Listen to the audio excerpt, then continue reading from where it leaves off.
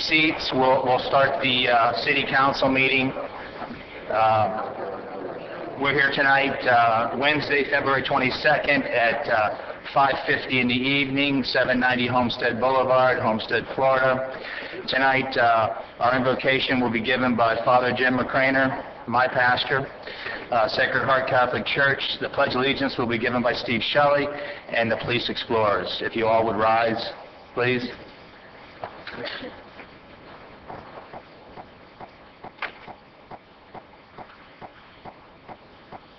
Blessed are you, Lord God of all creation, whose goodness fills the earth and fills our hearts with joy. We thank you for the gift of this day.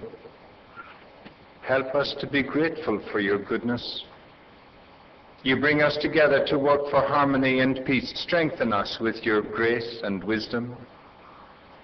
May everything we do begin with your inspiration, continue with your help, so that through our humble efforts, others will come to know of your love for them. Bless the members of this council. Guide them by your wisdom. Support them by your power. May they so lead our city that the rights of all may be upheld.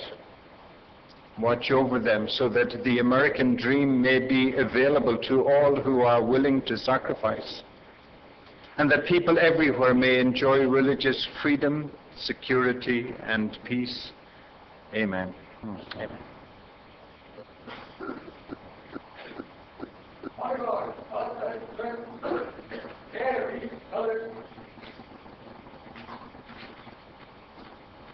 Forward, march.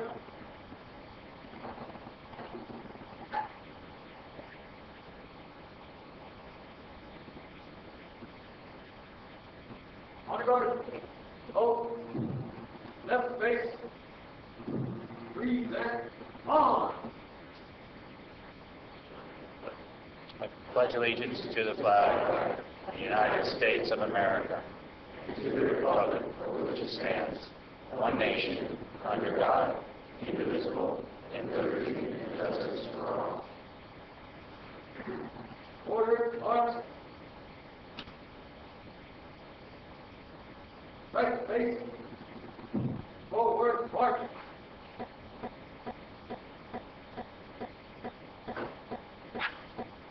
Please be seated. Okay, Madam Clerk, please call the roll. Councilwoman Faircloth McCormick. Here. Councilman Maldonado. Here. Councilman Shelley. Here. Councilwoman Wallman. Here. Councilman Williams. Vice Mayor Burgess. Here. Mayor Bateman. Here. Thank you, Madam Clerk, and thank you, Father McCraner. Thank you, Steve Shelley. I know this is Ash Wednesday. And is Father McCraner still here? Father McCraner. Okay. All right. Next item on the agenda is public comment. We're going to try to hold everybody to 2 minutes that would like to have a comment. Please come forward to the podium. State your name and address for the record. And we've got a lot on the agenda tonight.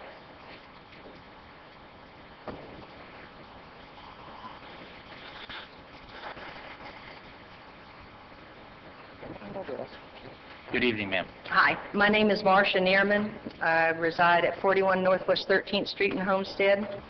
I was here for two purposes, but I guess I'll be here for one. I'll give you 2 minutes for the first one and 2 minutes for the second one. Fantastic, I love you. The first one is the community center. There's been a lot of problems at the community center with the bingo games. And about a month ago, the director of Parks and Recreation had a meeting with the seniors about the bingo games, and his comment, which I didn't appreciate as well as most of the others didn't appreciate it, was, you people are just going to have to learn to get along. There have been some minor problems in the past. They have been taken care of case by case. but everybody was not punished because of one or two people and one or two incidents. I think that I've been going over there just to see how things are going periodically. And I don't think the seniors that are going over there, which is the majority of the attendees, they're not being shown any respect. And I think that the council should know this. And something else that was related to the seniors at one of the bingo, before one of the bingo games, was that one or more council members said that if they can't get along, we're just going to discontinue bingo. Now, they are not children, they are adults, and they should be treated as such. And I think some changes need to be made. Y'all need to look into it, because when the year began, I know of 5 seniors that have refused to renew their membership because they said it's not like it used to be, and probably the way it's being run, it won't ever. Can I answer on the first one before I give you the 2 minutes on the second one? Mm-hmm. It'll never be like it was, because it's no longer a senior center. It is a community center for the entire community. So you're right about that. It'll never be like it used to be. I know. I used to spend a lot of time when it was a senior center, and now that it is a community center. I've heard very little about the arguments in the bingo. I have heard a little bit. Dennis has kept me abreast on it. I think Dennis does an excellent job. And if he's the one that made that comment, then, you know, maybe we all should get along. You know, that's the name of the game. We all get along. We got 7 members up here that we don't always agree, but we get along.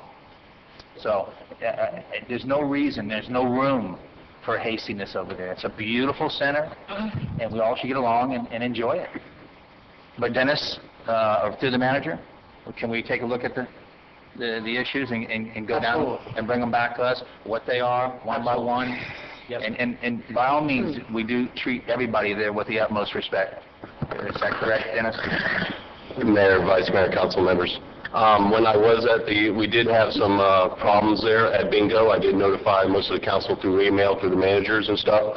With some of the rules, I changed some of the rules. There were problems with people taking score cards home with them. Some were marking the cards so they can get their cards. Had problems, people were taking cards and while they were during the game, so when he paid for 12, they had 13. So I made new rules where that my staff would have to come there and they had to pay and show how much they had, and they would give one individual. Then they complained that lines were too long. So I went and had another meeting with them, and they asked me, Dennis, can you help us out? Can we go back the old way and show you that we can do it? And I did. And I haven't heard no complaints since until tonight. Okay. All right. Second item. Okay, second item is the trucks that pick up the commercial dumpsters. Where I live, it's right on the side of an alley. There are 2 dumpsters. I have called and talked to Mr. Brea for the past 5 years on and off. It goes a couple months and they're coming as early as 3:15 in the morning. Wow.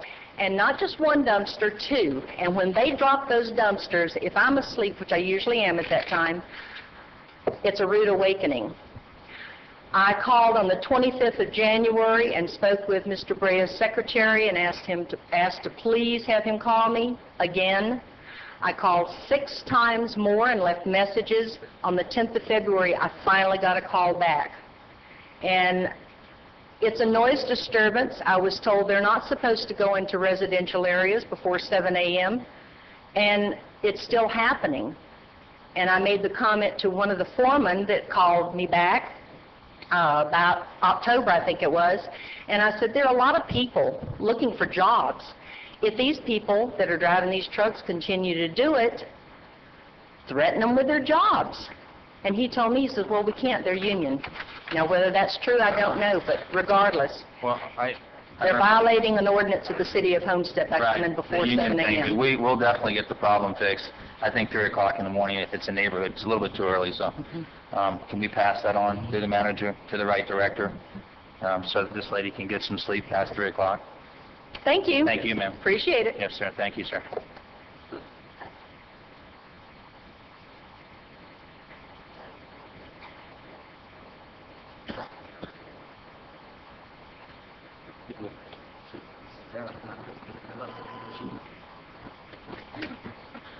Good afternoon. My name is Mario Correa. I'm here on behalf of City of Miami, address 44 West Flagler Street.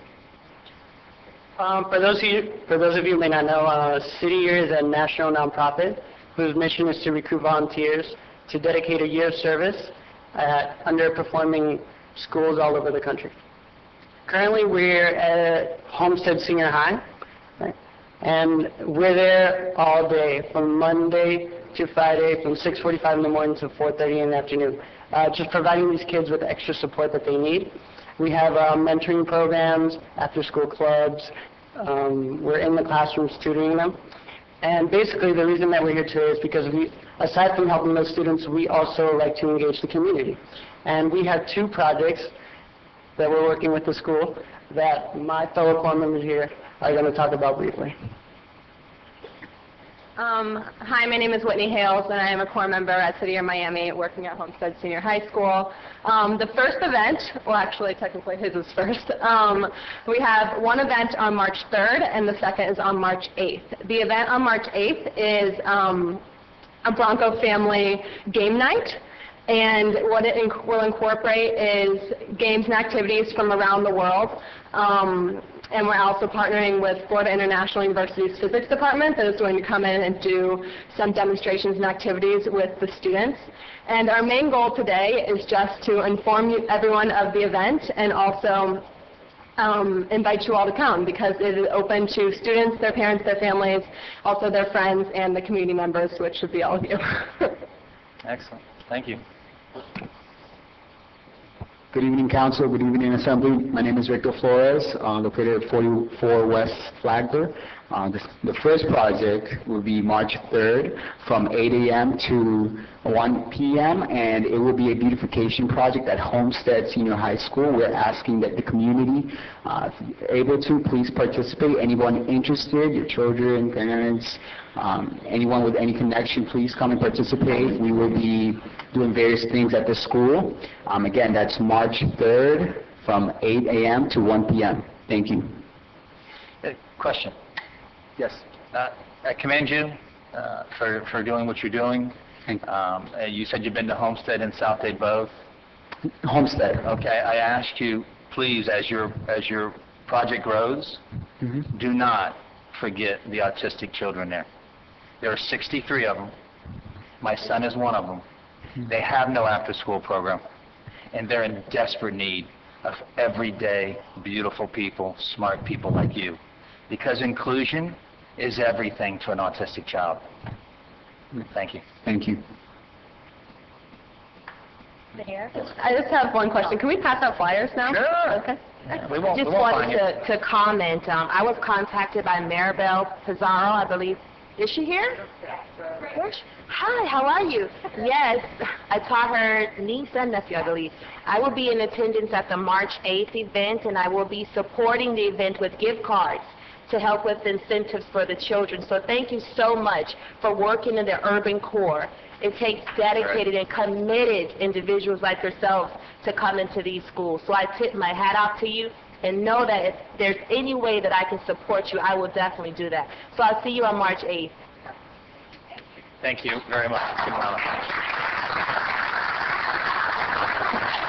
Mayor, what time was the March 8th? I'm sorry? What time was the March 8th event? The time again? What time? 6 to 8. Okay, thank you. Yes, sir, my favorite resident.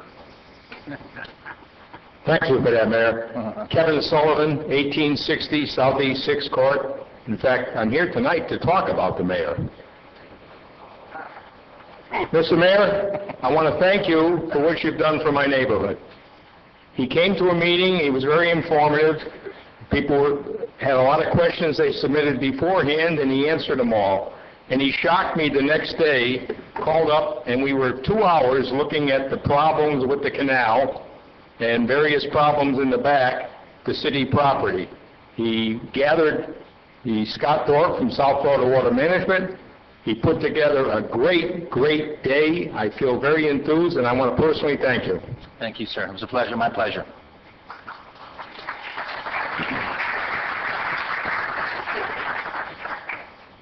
Hey, public comment. Any further public comment? Okay, hearing none, we'll move to the next item, which is additions, deletions, and deferrals. Mr. Manager? Deletions? None? Okay. Special presentations, and I have the first two, and the first one is I'm proud to call up the Golden Knights and give you guys a warm welcome.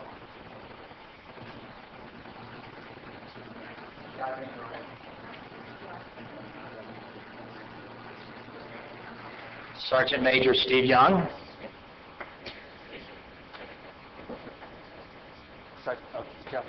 Bixler. And Media Relations, Michael Batiste, yeah? No, it's Donna. Okay, Donna. Okay, Donna. Okay, excellent, excellent. These men and women have brought a lot, not only a lot of protection to our country, 24 hours a day, 7 days a week, 365 days a year, but they've brought a lot of joy to Homestead in the last couple of years, and I jumped with them 2 years ago, and they've asked me to jump again, and I declined. I said once is enough. These people are braver than brave. I want to say crazy, but they're very bright and very well trained, and they're incredible. What an incredible group. And I have just a proclamation, really, of your own words, and I'll read it, and let me get you the... I had this frame for you because, you know, it's so beautiful. The men and women who wear the distinguished black and gold uniform of the United States Army Parachute Team represent the band of excellence and the warriors of Etho that are continually demonstrated by all the U.S. Army soldiers in operations enduring freedom, and represent the greatest free-fall team in the world today. The Golden Knights are demonstrating not just precious parachuting, but all the skills of the Army. From airborne rangers to X-ray technicians, these professional soldiers proudly serve our country with pride, skill, and enthusiasm. And it is my honor, on behalf of the City Council and the entire City of Homestead, to present you with this for the things that you do for our country. And I really appreciate it. I also have a second little present for you, and that is, I know you've got your little hangar that you all hang out in around there, and I got you a symbol of the city, the great City of Homestead, so you'll never forget it. Thank you, sir.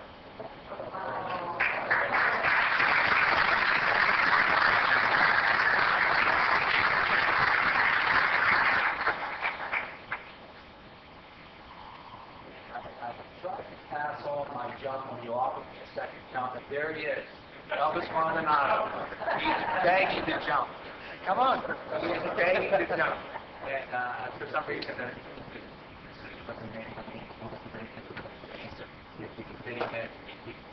you know, let me tell you, I see you guys every morning. I step outside when my dog goes out, and I see those red smoke. I'm like, one day I'm going to be up there. I'm going to be jumping. So every morning I watch you guys. So I'm looking forward to that. And Councilman Wallman asked me to remind, is they're going to jump at this weekend event, the bicycle. He's going to jump into Losner Park.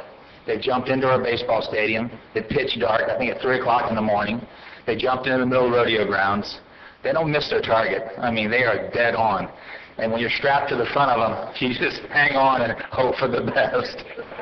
And Mayor, enjoy the ride. Mayor, they could strap him and jump him into Losner Park on Saturday morning. I don't know about that. But it'll be 7:30. I don't know exactly what time. Come out and see them. No. Let's play down for another one. I just got it. I'm involved in a stabilizing the actual board on but there are 100 people. And not all want to jump. There are probably 10 of them.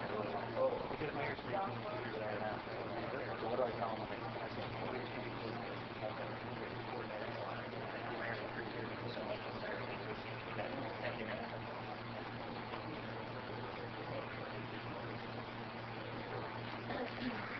This is gift night. You know, it's not every day that you win tickets maybe to go to, see my wife, Austin, could you come up? Come up. It's my son, Austin. And there's a thing with Austin. We have 103 or 105 sworn police officers. But he thinks every one of them's name is Chief Roll. Every police car goes by is Chief Roll. How you doing? Good. Okay, hold tight. But not every day do you win tickets to a Super Bowl, or can you buy tickets to a Super Bowl, or even go to a Super Bowl, let alone play in a Super Bowl. So my son and I were reading the Miami Herald, and sure enough, we came across Chief Roll's son, who played in the Super Bowl, Antrell Roll. But better than that was his grandson in the arms of his son. And it's a beautiful picture, and we couldn't pass it up. So, Chief, come up and get this awesome picture. And if this little guy's eyes don't tell a story, nothing does.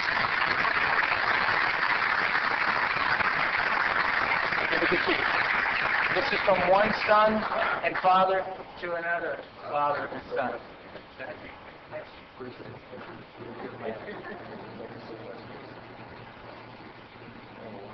You're not in trouble. Please, you want to say a few words about your son? That picture's worth $1,000. Oh, he asked me how old I am. Well, first of all, it's a surprise because I had no idea that the mayor and his son was doing this for my son. And everybody thinks that this is my son's son, but it's not. It's my other son's son. So it's his uncle. He don't have one yet. Yeah.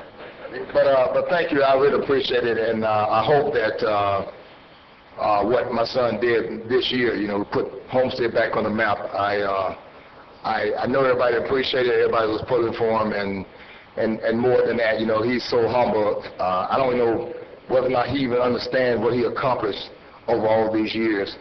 But thanks for the support for South Dade, especially Homestead. And Mr. Mayor, thank you, Mayor and Council, as always. I'm quite sure that my wife and all my sons and my daughter, they would definitely appreciate this because it's something that, would never go away. It's a lifetime memory. So thank you again, Mr. Mayor. I really appreciate it.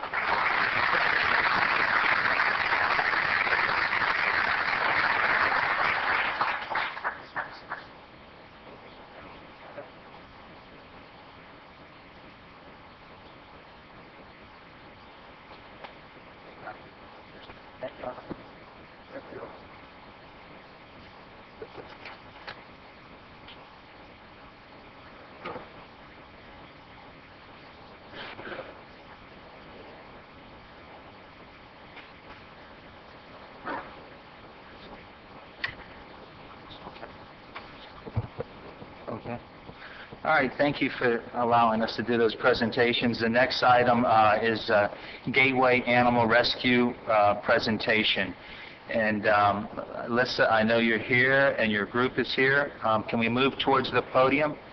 And I think what we've kind of agreed to do instead of 5 or 6 people speak is we allow 1, possible 2 people, right, and we give you more time. How's that? We'll give you, is Alex here? Yeah. Okay. Sure, come on up, sir. You're the keynote speaker. Surprise! They didn't tell you got here. They wanted me to tell you. Smells like Krispy Kremes in here. It is. There's a whole 6 boxes, 7 boxes over there. Somebody's trying to bribe us with donuts. They bought 7 boxes of Krispy Kreme donuts. Well, What's the pleasures? my name is Alessandra Schlichter. I live at 3140 Fairways Drive here in Homestead. Thank you, Mr. Mayor, City Council members. Thank you, City Manager, for allowing us this opportunity. We are Gateway Animal Rescue, and we were just established in January 2012. We're a grassroots, all-volunteer group right now, and our mission is to establish a local shelter, a local county shelter in our area, in this area, to rescue homeless, unwanted strays, and abandoned animals here in our area, and there are way too many. And most people I've come across are not even aware that there is only one county shelter, and it is up near Hialeah. The Medley County shelter is 60 miles, over 60 miles round trip. Makes it very inaccessible to us local residents. And I know they are building a new Doral shelter, but it's not in addition, it is to replace, and it's not that much closer. It will not address our needs. Our group has already met with a lot of support, specifically Director Alex Munoz, and we believe the county is ready to open a dialogue to create this local shelter. We believe the project could be a reality in 2 to 5 years, but in the meantime, we need help now. Our immediate need is, besides some accessible low-cost to free spay neutering, is a adoption area for all of these stray, hurt, abandoned cratefuls of animals dropped off at every vet, fire station, curb and corner, and lost road, dirt road. And as our talks develop between Homestead, Florida City, and Dade County can provide that comprehensive plan to get a full-service shelter, but in the meantime, start something with an adoption center here in Homestead. And our whole purpose of our GAR, Gateway Animal Rescues, is to bring this all together, is to get the talks going, to get Homestead and the county together to start the process to save the animals. And that said, I'd just like to introduce here the Director of Dade County Animal Shelters, Alex Munoz.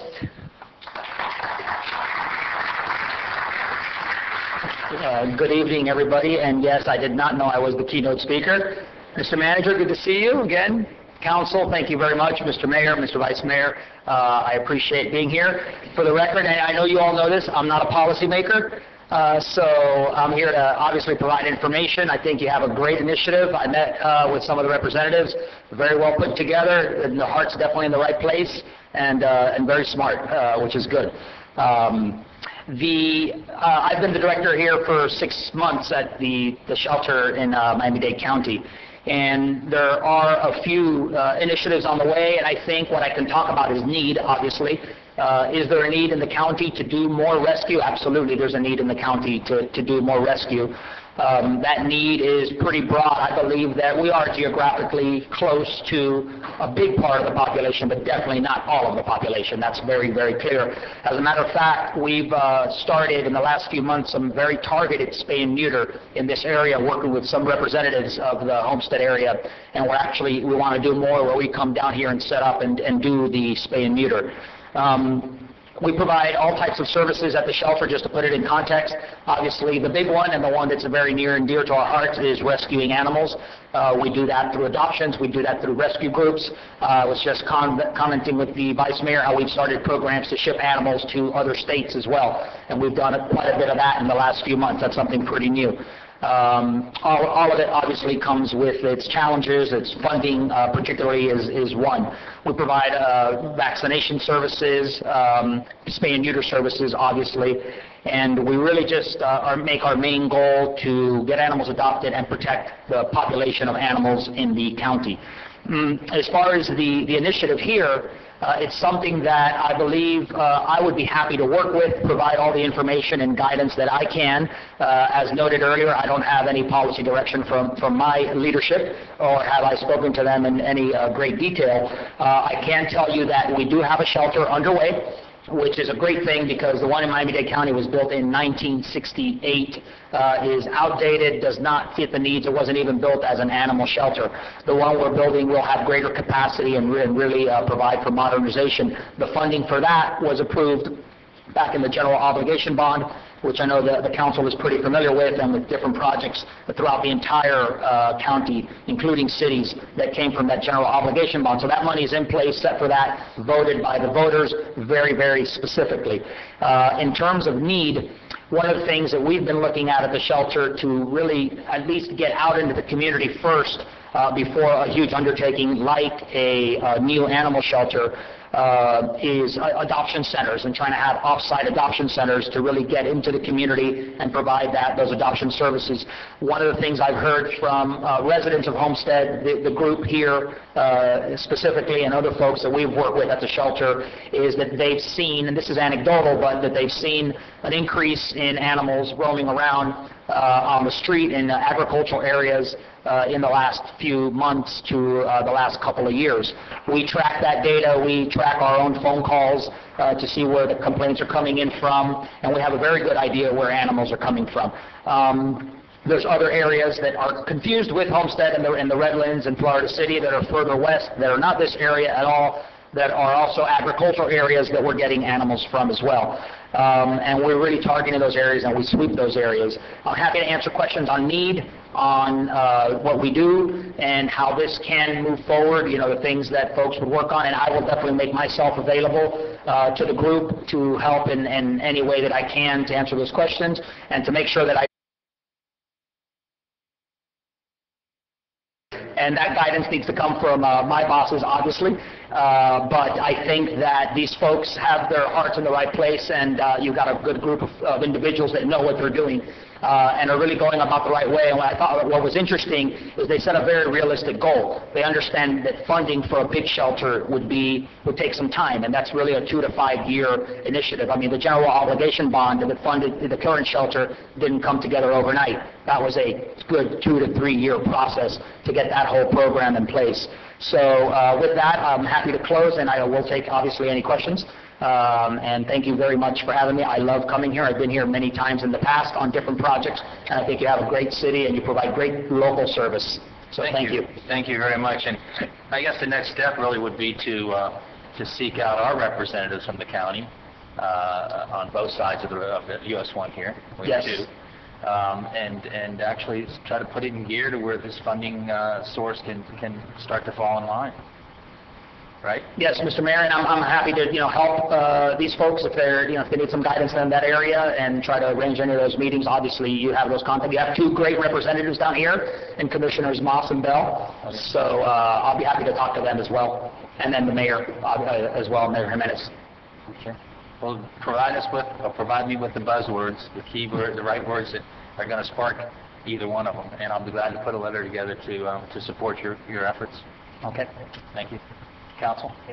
Mayor? Yes. Just out of curiosity, could you tell us the cost of the new shelter that's being built in Doral? Yeah. The new shelter is, it's at preliminary stage. The budget for construction right now is about $4.6 million. It's in the design phase. It's a 70,000 square foot building, to put that into perspective. That includes about 25% more capacity than what we have right now at the shelter. It includes amenities that we don't have. One of the key things, one of the biggest problems we have is all the animals are in one area. One breathes, one coughs, one's sick, it spreads very quickly. The new shelter has isolation, has air exchanges that make for a safe environment for animals. It has medical areas and amenities that we don't have at the current shelter. I think I've done my research and I've traveled to other shelters, and I think it really brings us par and then some to the kind of care that these animals deserve while they're in our care and our custody. It has nothing on administration space. We're just moving into, it's an existing warehouse that we bought. And we're just moving into the administration space, and we'll spend minimal to nothing in that area, and the money is really going into what is the adoption areas in the main lobby, and obviously the animal care area. And that money was approved in the general obligation bond. And so that's what's available for construction. We are in design, preliminary design right now. Thank you. Mayor, if I could follow. Yes, please. I know that I had passed along Commissioner Bell's information. I was just wondering if the group had been able to contact them, and if they'd been received, as I spoke to them in Tallahassee when we were all up there for days, and they said that they were willing to help. I was just trying to follow up and see. Yeah, I did speak with Eddie from Commissioner Bell's office, and he let me know that their office has experience with setting up a adoption center. They did one in Kendall. And so they're very interested in talking with us. We're kind of getting past this meeting, and then we're going to set a meeting with Commissioner Bell because that is the most immediate need right now for the county. They've asked for these adoption centers. So hopefully with Commissioner Bell's help, we can shortcut that process since they've already done one. Thank you. Thank you, Mayor. Mr. Mayor, just a quick question for the representative for the new locations being built. Can you get us some information to be passed down to us in reference to the new facility? You know, what's the methodology of the animals, areas that they're covering? Just some more insight on the development of the new facility. Absolutely, I'd be happy. Information as well. I'd be happy to do that. If the group wants a presentation, if you want it to your staff, however you want me to handle that, I can just send you some information as well. I'll coordinate that with the manager. Okay, thank you. Okay, can I just see a quick show of hands of who's all here for the animal shelter tonight? That's what I think was important to show your support. It's very good. Yes. I wanted to make a statement that I wanted to ask some questions too. Sure. Go ahead, take the mic. Name and address. Nancy Little, 19425 Southwest 232nd Street in Miami. If you're going to have adoptions, what do we do about the stray dogs? I'm listed on Pet Finder. I get called every single day with someone who's found a dog. It's in their yard. It's at the gas station. It's on the side of the road. What do they do with it? Okay, we need somewhere to take these dogs so that they end up leaving it where they found it or driving it down the street and releasing it, because when I tell them they have to take it to Hialeah or they have to keep it locked up for a day or two till Animal Services shows up, they said, well, I can't do that, so the poor dog is put back out on the street. There was a idea that was up that if we rescuers wanted to get together and and all the fire stations are getting dogs dumped on them. If we wanted to put kennels up with a source of water, a dog house, a top 6x6x6 kennel, if we can get some donations from Home Depot and such, and just let people know if you find a dog on the side of the road, you can take it there. There's a phone number to call. There's a piece of paper to write where you found the dog. We can have a microchip. We can check. A lot of these dogs just got out. Somebody got home from work that day. Their dog's missing. They find out it's in Hialeah. They can't go look for it. It's too far. Give them 48 hours, and by then Animal Control will show up to pick it up. Because I don't know what these adoption centers are going to do for the stray dog population. Zero, nothing, because we can't adopt out stray dogs. They have to be vetted. It kept 14 days for their illness, to make sure that they're clean and everything. It's a much bigger project unless we and if we don't get the stray dogs off the street, we're just going to have more puppies, more puppies, more puppies. I don't see the end of the problem unless we do get a shelter down here, frankly. And I don't understand why they're bulldozing the old shelter. Why couldn't that old shelter be the stray dog place that Animal Control takes the stray dogs, vet them out. The ones that are adoptable go to the new shelter after 10 days. At least you think that they're going to be healthy. Spay and neuter there, put them up for adoption. The unadoptables, the euthanasia would be done at that old shelter. Two things. The people that are looking for their dogs go one place. They don't touch all the strays and then go into the adopting section and touch all the adoptables. That's how disease spreads. And number two, as they walk in the door, you give a shot. As they walk in the door, maybe you can prevent some of the disease, but at least you're preventing the disease from being carried over to the new shelter. I've had more people that have gone down to Animal Control, I'm one of them, pulled out a dog that showed up in 10, 14 days with distemper, and have to let their kids watch it die, or pay a huge vet bill and hope he survives, and most of them don't. So you've lost that family and all their friends forever. They'll never adopt another dog from the shelter after they've gone through that. So you destroy your word of mouth. Go to the shelter, it's great. Nobody says that. Nobody tells anybody to go to a Miami-Dade animal shelter to adopt a dog. I've been once. You're right, once. Yep. But I can't answer those questions because those are county commission questions. That building is in the county, so you really, like the gentleman said, you really need to reach out to your county representative, which I believe you're 232, so you're Linda Bell. Yes. Well, the other thing is, would the fire stations cooperate if we put up kennels? And at least somebody would have a place to go put a dog. Again, that's a county question because we don't oversee fire. Mr. Mayor, if I may, a couple of things. There was a lot of points there, and I would hate for some of it did not go addressed. It's not a 14-day hold, it's a 5-day hold by state law, quite honestly. You want to do that, so that's just one issue. On the strays, I'm not going to shoot from the hip standing here, but we have people in the field almost 24 hours and every day, Sundays included, Saturdays included. Depending on how many are out there, it does take some time to respond, sometimes 24 hours. The best thing to do is get a dog scanned locally at a vet, because you're right, it might go home to the owner. The issue on why we're bulldozing the old shelter, we're not bulldozing it, we're selling it as part of the funding for the new shelter. The building is, when I say beyond inadequate, we've had the University of Florida come in, and it's the premier shelter program in the United States. So you hear from somebody else, kind of like a prophet in his own land. The shelter is beyond inadequate, and we're going to sell it to fund the construction of the new shelter. And as far as the distemper goes, one of the things that bothers me the most is when there's information out there about the shelter that's not accurate, and it drives people away from coming to do exactly what everybody here wants to do, which is save more animals. Yeah, we have distemper, absolutely. A dog comes in that type of facility, it coughs, it breathes, and it spreads. We have it, we've controlled it. Quite honestly, we had a small outbreak, which we jumped on immediately. Our dogs are very healthy, for the most part. Some are not, and that's the reality of a shelter pet. It's a serious commitment, but I will tell you the majority of them are and make incredible pets at your house, your home. We have adoption events. We have the shelter as an option. We transfer dogs, and we rescue a bunch of dogs. So it is a great option for adopting a pet if anyone is interested. And the disease issue, you can go there yourself and see it for yourself.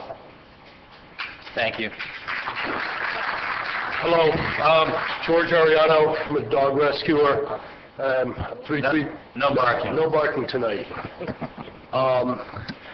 You know, I look at the problem that we have, and all the spay and neutering. It's a wonderful thing, but ladies and gentlemen, that's a 1-inch pipeline. The big fat pipeline are the puppy mills, and I think we need education. A lot of times when I've been on TV and Caso Cerrado, I can keep a dog in the home by resolving the issue, and we have to show people what miserable, frenetic, schizophrenic dogs come out of those. You know, they're kept 3 and 4 in these tiny shelter cages. So when they come out and they're sold for stupid money, I'm so upset when people refuse to pay $60 or $100 for a rescue dog. They think they're doing me a favor. I said, well, what about the dogs that come behind? You know, but they pay $500 and $1,500 for these designer, dogs, and and then they're getting discarded. So we need to change the legislation. I know that in San Francisco they tried to ban puppy stores and educate people and say, hey, this is a rescue dog and this is how grateful he's going to be, and here's a puppy mill dog that you're getting raped on, and the pet shops are allowed to keep a dog crated until they sell them. Okay, they don't have to have any sort of requirements. Am I right? The pet stores? They have requirements. They don't follow them. Okay, we all know that the puppy mill is a big. So guys, this is all nice talk. Let's go after the legislation. Let's maybe relax some of the laws so that the rescue people can work in a positive environment, not being under scrutiny. And I'm working diligently now with the owner of 192 in Chrome to set up a tailgate adoptions where individuals can come in, open up their car or their van, and show the dog, and then create an educational site where we do demonstrations and obedience training, and do maybe a computer course. So the kid has to take a course before you put a dog in a home. You have to know what you're doing, and even if you think you know what you're doing, most people don't have a clue. And that's why the dogs are jumping out of fences, and and kids are harassing them, and they think it's okay. So education is a really big part of keeping the dogs in the homes, and let's cut off that pipeline. I think we're off to a great start. I'd say stick together, all of you. Alyssa, tell me what the next step is. Writing letters. If you want to bring the county commissioners here, you're welcome to use one of our offices, my office, to meet with them if you don't want to travel up the road to their offices. So I'm sure they'll come down here for you. Yeah, that'd be great. We'd also like it if the city could appoint a contact person for our group and for the county, that we could a liaison or between, so that we're not having to approach the whole. Okay. Well, we're in committee Council. assignment right now, so I'll consider that, all right? Okay, all right, all right. Thank you very much. Thank you.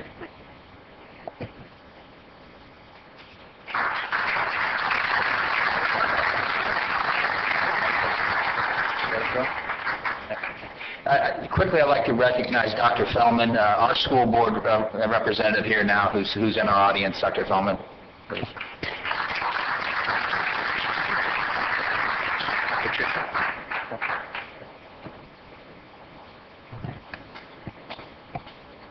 Please, take the mic. Who's giving me... Good evening. Thank you very much, Honorable Mayor, Vice Mayor, council members. It gives me a great deal of pleasure to bring this next piece forward. Not only am I your school board representative, but I'm also the vice chair of the school board, the fourth largest school system in the country.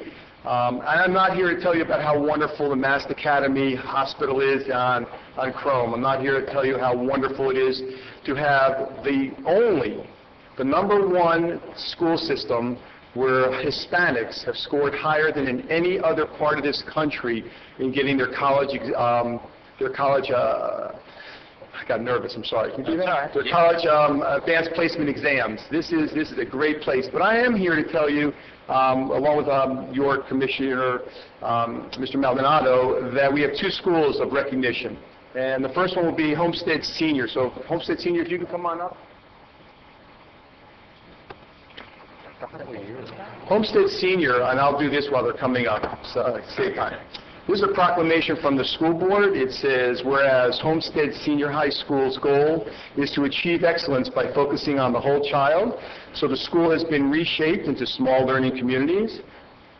Homestead Senior High offers a variety of magnet and specialized academy programs that provide students with available career choices, giving consideration to their future plans, goals, and aspirations. And Homestead Senior included among its career choices offers the following: aviation and aerospace technology, hospitality, tourism, and culinary arts, practical nursing, nursing assistant, first responder, firefighter, and technology business. And through the hard work and dedication of the staff, teachers, parents, community, and especially the students, Homestead Senior High School earned the grade of C for the first time in the school's history. And Homestead Senior High School's graduation rate was 66% this past year, the highest in over the past 4 years.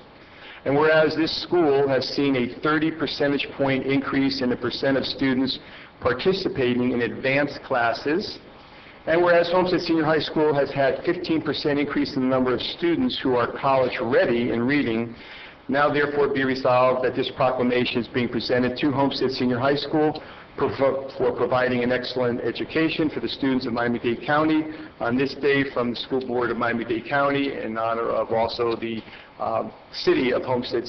So on behalf of the school board and the city and Mr. Maldonado, we welcome you and thank you very much.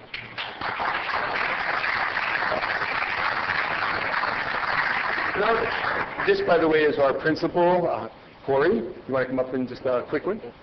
I want to say, well, I'm a little nervous too. I want to say thank you, and I think you said it all, and I don't want to sit here and reiterate what Dr. Feldman said, but we could not do it without the assistance of City of Homestead, our mayor, Dr. Feldman, the parents and the students, and rest assured parents and council members that we will continue to strive for academic excellence, and we're going to push and push and push.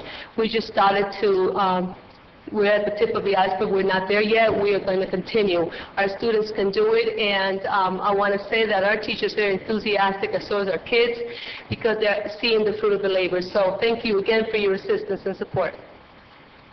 Thank you.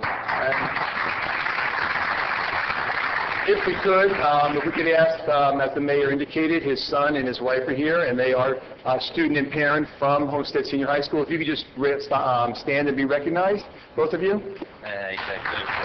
Statement.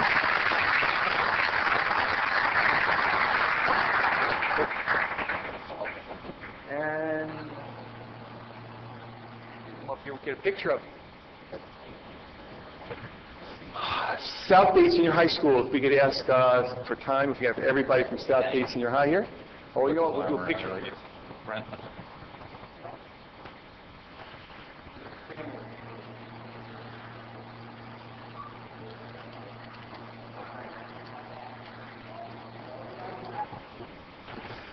Again, you have another school in our beautiful village here, and we would like to make this known to all of our residents. In April 2008, South Bay Senior High School's 2,500 students and 220 staff members were relocated to a new state-of-the-art 420,000 square foot facility. And whereas due to the new status as a magnet school with an attendance boundary, student membership has increased by 1,000 students within 2 years. And upon enrolling at the school, students must select a concentrated area of study in one of 27 strands within the 6 career academies of International Baccalaureate, International Finance, Business and Information Technology, Law Studies, Public Safety, Professional Services, and Visual and Performing Arts. And in addition, students are part of a smaller learning community that is personalized and tailored to their needs and interests, where the graduation rate of the school has improved by an impressive 23% in the last 4 years, and the school is just 16 points away from a B grade. And South Bay Senior High is to be commended for its academic achievement for their students and hard work of their teachers and staff. And the same proclamation from the school board of Miami-Dade County, from the vice chair of the school board, and also the head of the education committee, and all of the council people of the city of Homestead. I am proud to give this to you. And Madam Principal, if you would be honorable enough to at least introduce or let everybody know who's here with you.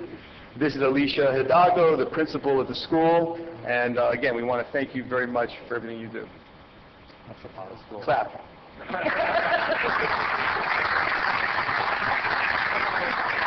It's my pleasure to introduce to you several of our students and some of our community and school stakeholders. We've got first Alan Augustine, who is the president of our senior class from the IB Academy. We've got Brielle Raven from the Health Science Academy, and she is the president of the Student Government Association. We have Miranda Hernandez from Law Studies Academy, and she's president of the junior class. We have Mr. Ronnie Brady, the lead teacher for Professional Services Academy. We have Ms. Denise Berry, our PTSA president, and we have Mr. Mark Godinez, one of our teachers, and our United Teachers of Dade representative here with us today. Thank you very much. Thank you, Council. Thank you, Mayor. It's wonderful to serve you, and we'll continue serving all of the students in the area as best we can, and we'll continue to push, like Homestead Senior High School, to continue. Next year we will be, I'm hoping, a B, and then we'll go on to the A. Oh, we're saying the A, so maybe we'll be the A. So thank you very much.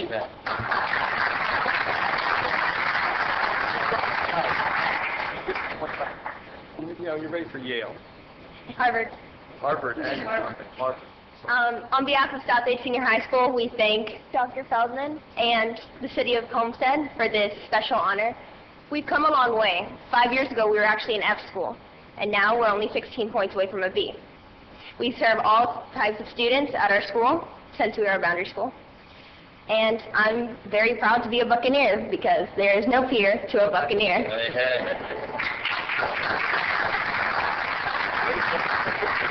Mayor, you want to come down for a picture now?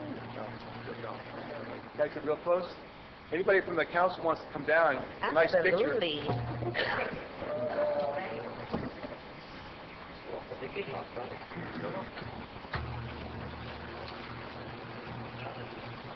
We can do both schools. Corey, real quickly, if you statement, come on up with your son. What did I say? Corey. Oh, I didn't know. I said Corey. Corey is the principal. All right, Homestead. Can you see us all? Let's get in close. Jimmy, go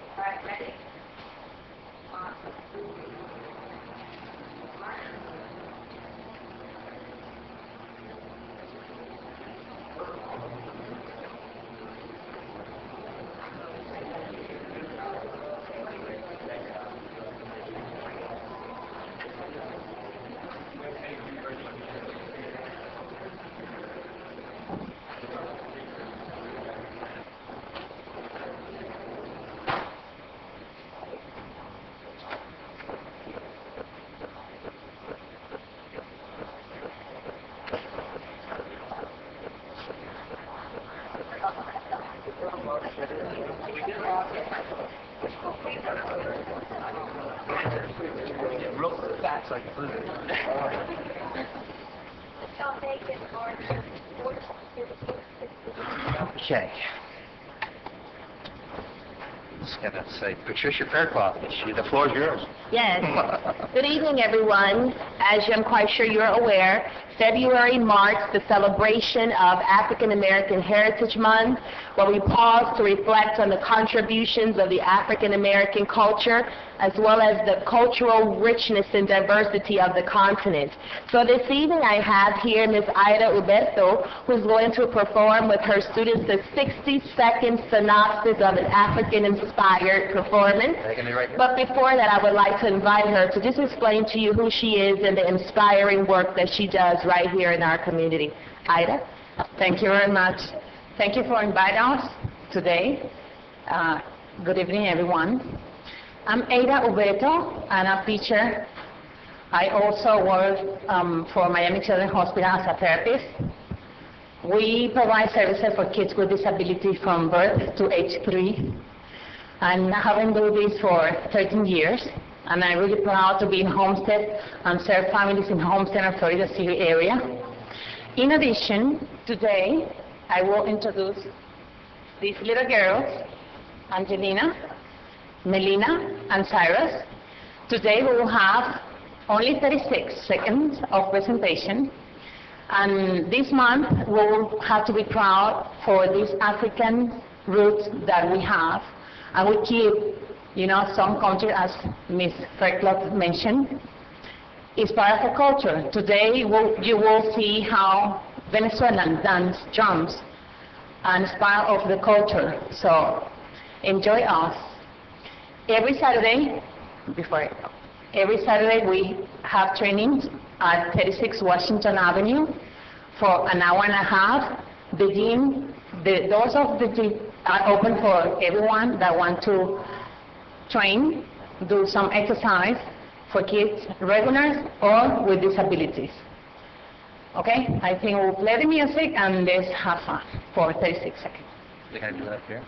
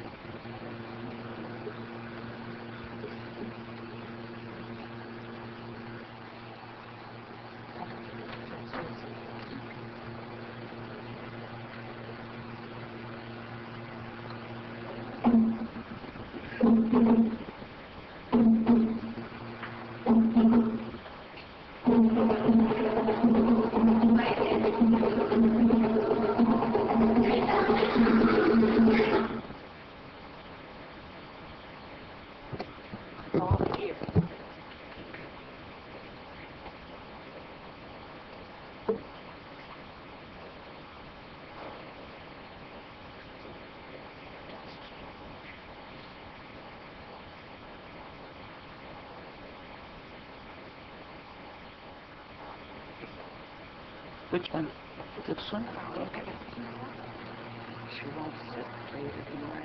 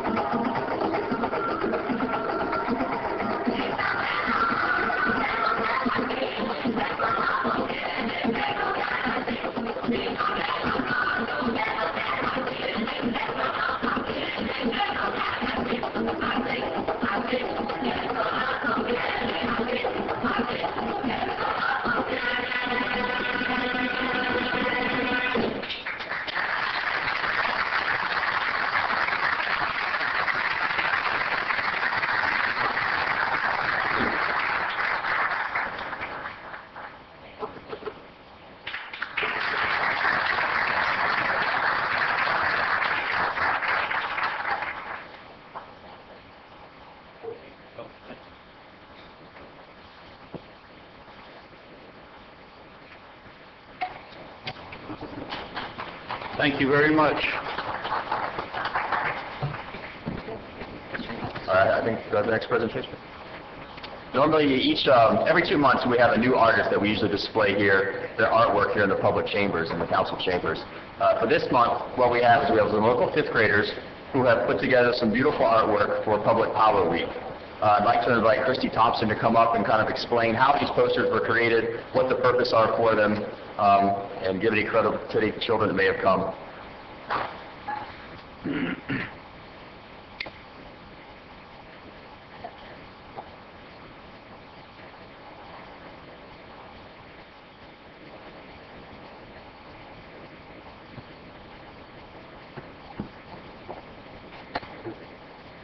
Thank you.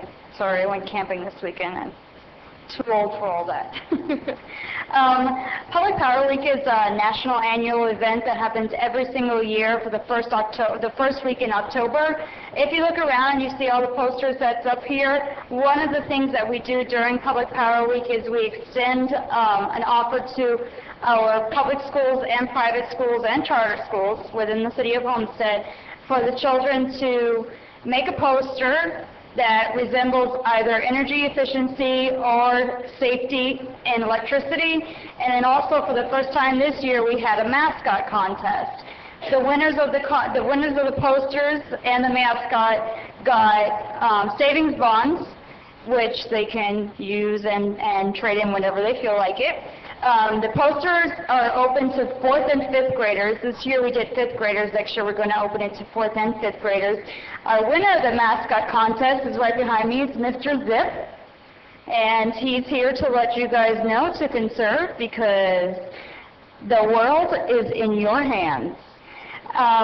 Every year, this happens every year, so if you have children that are in the 4th or 5th grade, just look out for us. If you need information on it, you can email me at cthompson@cityofhomestead.com. But about a month before the first week of October, just be on the lookout to find out what's going on. We always have an annual picnic at Harris Field, and we're here to let you know, to share who we are and what we do as your public power utility as a nonprofit agency. So besides that, let's see, what else do we,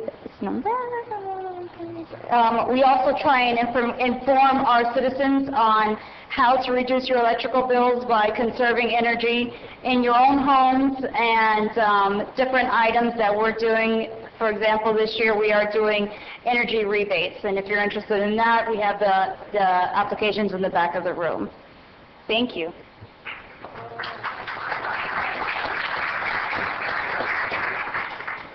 Our next item is Councilwoman Waldman, in recognition of the Homestead Rodeo. I'll get it.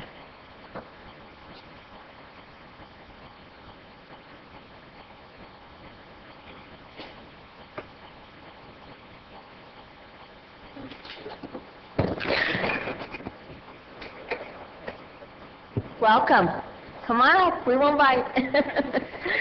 First of all, I'd like to introduce you to our rodeo princess, Allison Dean. Princess? Oh, here you go. beautiful, beautiful. And our rodeo queen, Aubrey Jones. Thank you. And let me tell you, they work hard to win this title. So, I just want to say that, I'm such a fan, and having, being married to a racehorse veterinarian, of course, has just come natural in our family. But the rodeo started in 1949. And they haven't missed a year except for 1993 when Hurricane Andrew came through and just wiped the rodeo grounds out. They've been consistent. They've been wonderful. Girls probably grew up with the rodeo as well. And this year was the first year I missed. And I don't know, forever I think, but I had the flu and I was there in spirit with them. I told them I'll be back next year. But I wanted to thank them particularly because in 2007, they started tough enough to wear pink. And it's in honor of breast cancer awareness. And they sort of adopted me as their mascot because I am a breast cancer survivor and I was diagnosed in 2006. So I went through 5 surgeries over 5.5 years, very serious surgeries, and they were there behind me and supported me and loved me all the way through it, and I appreciate your prayers. So with that being said, I'd just like to give you a little something.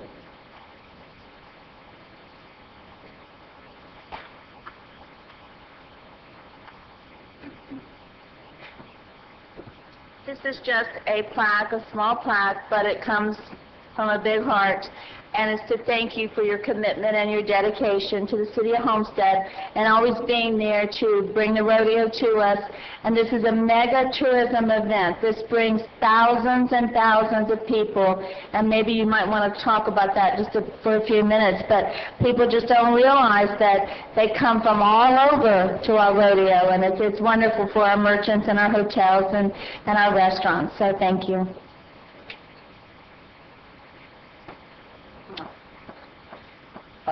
Good evening, everybody. I want to thank the council and all the attendees here. And just real quick, I wanted to state name and address for the record. My name is Ryan Krantz. I live at 4090 Northwest 88th Avenue. That's in Sunrise, Florida. That's a long ways away. Sometimes people ask me, why do you drive an hour south to be part of a volunteer organization? Rodeo is a part of my blood. I was competing in rodeos in 1998 all the way up to 2005. The reason I wanted to come down to Homestead and be a part of the association down here is because of the family atmosphere that it is. Homestead's the biggest small town in South Dade. I mean, we're close to Miami, yet it's got a small town feel like you'd find up in the north and central part of the state. I love it down here, and like Ms. Wellman said, this rodeo's been going on since 1949. That doesn't happen consistently every year without the support of an amazing city and city council and the community behind us. So we need to thank all of you for your continued support throughout the years of helping us to put this rodeo on. Without you, we couldn't do it, period. So we're looking forward to 2013. We're continuing to grow with the city of Homestead as well as the times. Our rodeo, we're looking to make it bigger and better. You can find us on Facebook, become a fan of our page, and you can interact with us. Help us pick some of our contract acts, help us pick some of our, the bulls and stuff that are going to be coming down to our rodeo. We've got a lot of great things coming up for 2013, so we're looking forward to partnering up with everybody, again, for another successful rodeo. And Elvis, after you get done jumping with the Golden Knights, we've got a bull for you next year. It's going to be loaded up for you. All right. Thank you very much, Evan. Take the bull on. I'm ready.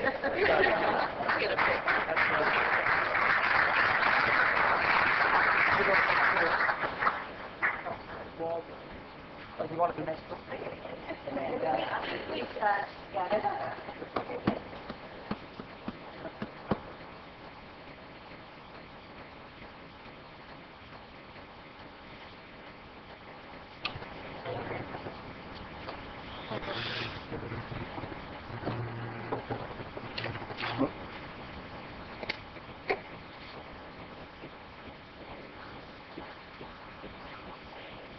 Thread the needle. No. It's all right. Where are we at? My favorite topic, the bowling alley. Okay. Richard, do we need any kind of motion to open the bowling alley discussion? I think at this moment it's a report by the manager, so we don't really need to have any kind of motion. Some motion may be appropriate later, but at this point it's just to start with. And the applicants here? Yeah, so why don't you just come up, and the manager, why don't you go ahead? Mayor, once the Kaufman organization had withdrawn from the discussions, you had all directed us to reach out to bowling alley entities. Staff has been doing that. Bird Investments is here. They've submitted a letter to you.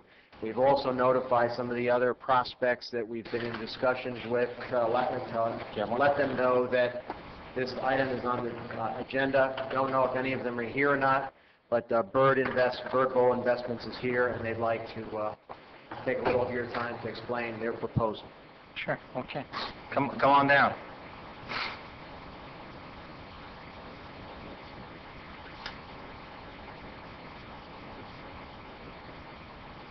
Good evening. Good evening. My name is Sergio Rock from Bird Bowl Investments. I'm Robert Moskowitz from Bird Bowl Investments. I believe that you have in front of you a letter from us asking for a 90-day look to give Bird Bowl the opportunity to come back to you no later than 90 days with a formal presentation and a formal proposal. That's basically why we're here, for you guys to take a look at that and see if that's something that you would agree to. You just want some due diligence time to go through the building, figure out what you can do and what you can't do with it? Yeah, you know, the issues that we have with this particular building is that we have no building plans. We will have to instruct our architect to pretty much start from scratch and get us a present plans of the entire building, mechanical, electrical, structural, roof, and parking lights, so on, and then from there go on and take a look from what we will have to do to bring this building up to code, including all the bowling improvements that we need. So that does take quite a bit of time and money. It's pretty much considered like an as-built. They'll do an as-built. Right, right. I mean, again, it would have been a lot easier if we had the existing building plans, but without any of those existing building plans, there's a lot of time required on our side to get to those as-bills. Okay, questions from council? Mr. Mayor? Yes, sir. I have a question. I know that, I think after the Kaufman deal fell apart, we gave direction to RFP this property, correct? Is that still in the works, or what happened with that? The RFP has been drafted. What we discovered after drafting the RFP is once it would hit the street, we'd be under a cone of silence. So before we ended up sending the RFP out, we wanted to make sure staff had enough opportunity to reach out. Staff must have, our economic development manager must have reached out to probably 20 or 30 different bowling alley entities. I don't know if any of them are here tonight, but we have what we thought we'd do before we hit the street with that RFP is just try to generate some interest, because we'd be precluded from having discussions once the cone of silence is in place. So I guess the decision we'd be asking for tonight from you is, would you like to grant this 90-day period for this particular investment group? Would you like to entertain other proposals? Would you like to go out for an RFP? Really, we're just going to need some direction on that. And back to the RFP, if we did the RFP, what would the time frame? Could we do an RFP that would say 30 days to give other? We probably could. It probably would be working okay now that we've actually had discussions with other entities and generated some interest. If we hadn't done that, then a longer period probably would have been more beneficial, but we could probably compress that if your will is to do an RFP. Okay, because that's kind of where I am on this issue. I'm excited that Bird Bowl is interested in our property because it's a quality establishment, and you know, one thing we want is a bowling alley. That's been clear through this whole process. The concern I have, though, is that we spent almost a year with the prior bowling company and we ended up with nothing. And my understanding is there's multiple operators or multiple investors that are interested potentially in this property, and if we give you a 90-day period where nobody else can make a bid, nobody else can express any interest, we can't discuss anything. At the end of those 90 days, you decide you're not interested in the property. We've wasted now another 3 months in this process to get a bowling alley. Or if at the end of those 90 days you come back with a deal that we don't think is acceptable, is too low for us for our property, then we're back to square one, putting this thing out to bid. And so for me, I would prefer to go ahead and put it out to bid in a short period of time, preferably 30 days, and allow all the proposals to come in, so that if at the end of the day you're the only one standing, I know what I've got to deal with. So when you make an offer, I know that you are the best game in town, and that I don't have to always second guess, well, had I opened this up, would I have found a better deal for the city? And so that's kind of where I'm leaning toward at this point. Mr. Mayor? Yes. To the manager. So we went through, do we have any RFPs in the past? When last time this came before us, it was both the school and then the bowling alley. During that time, was an RFP put out? Yes. In the past? Yes. And what was, what did we get at that time? Those were the two main proposals were from the Kaufman Group, and then there was a charter school proposal on that. So we've gone somewhat through the RFP in the past, Yes. and to solicit legitimate organizations to look at the bowling alley. Did we give sufficient time for everyone to send applications in the past? The RFP process was, Jerry, how long was that process? I believe it was at least 30 days, if not longer, and in fact, I believe there were 2 ITNs that actually went out. The first one went out, and I think we may have gotten one response or nothing at all, and then there was the subsequent one that was done where we had the Kaufmans and the charter school go ahead and respond. Okay, I'll reserve any questions till later. Mayor. Yes, Mr. Burgess. Thank you. For you to the manager. While we were doing our negotiations with the Kaufmans that unfortunately fell through for everybody at the time, had Bird Bowl or anybody else come down and expressed any sort of interest or any kind of conversations, but we were kind of restricted or bound because of where we were in our negotiations with the Kaufmans?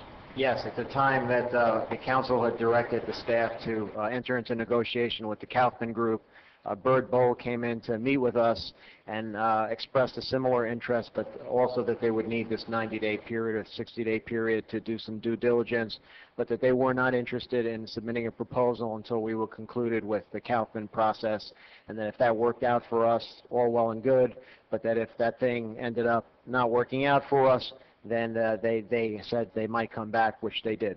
And in fact, as soon as the Kaufman deal fell through, I had contacted a representative of the Bird Bowl Group and then also authorized staff to start contacting other entities. I don't know if any others are here. There's one group, 2 groups. Anyone else? Okay, so 2 groups have shown up in addition. Thank you. Thank you, Mayor. Thank you. Yes, please.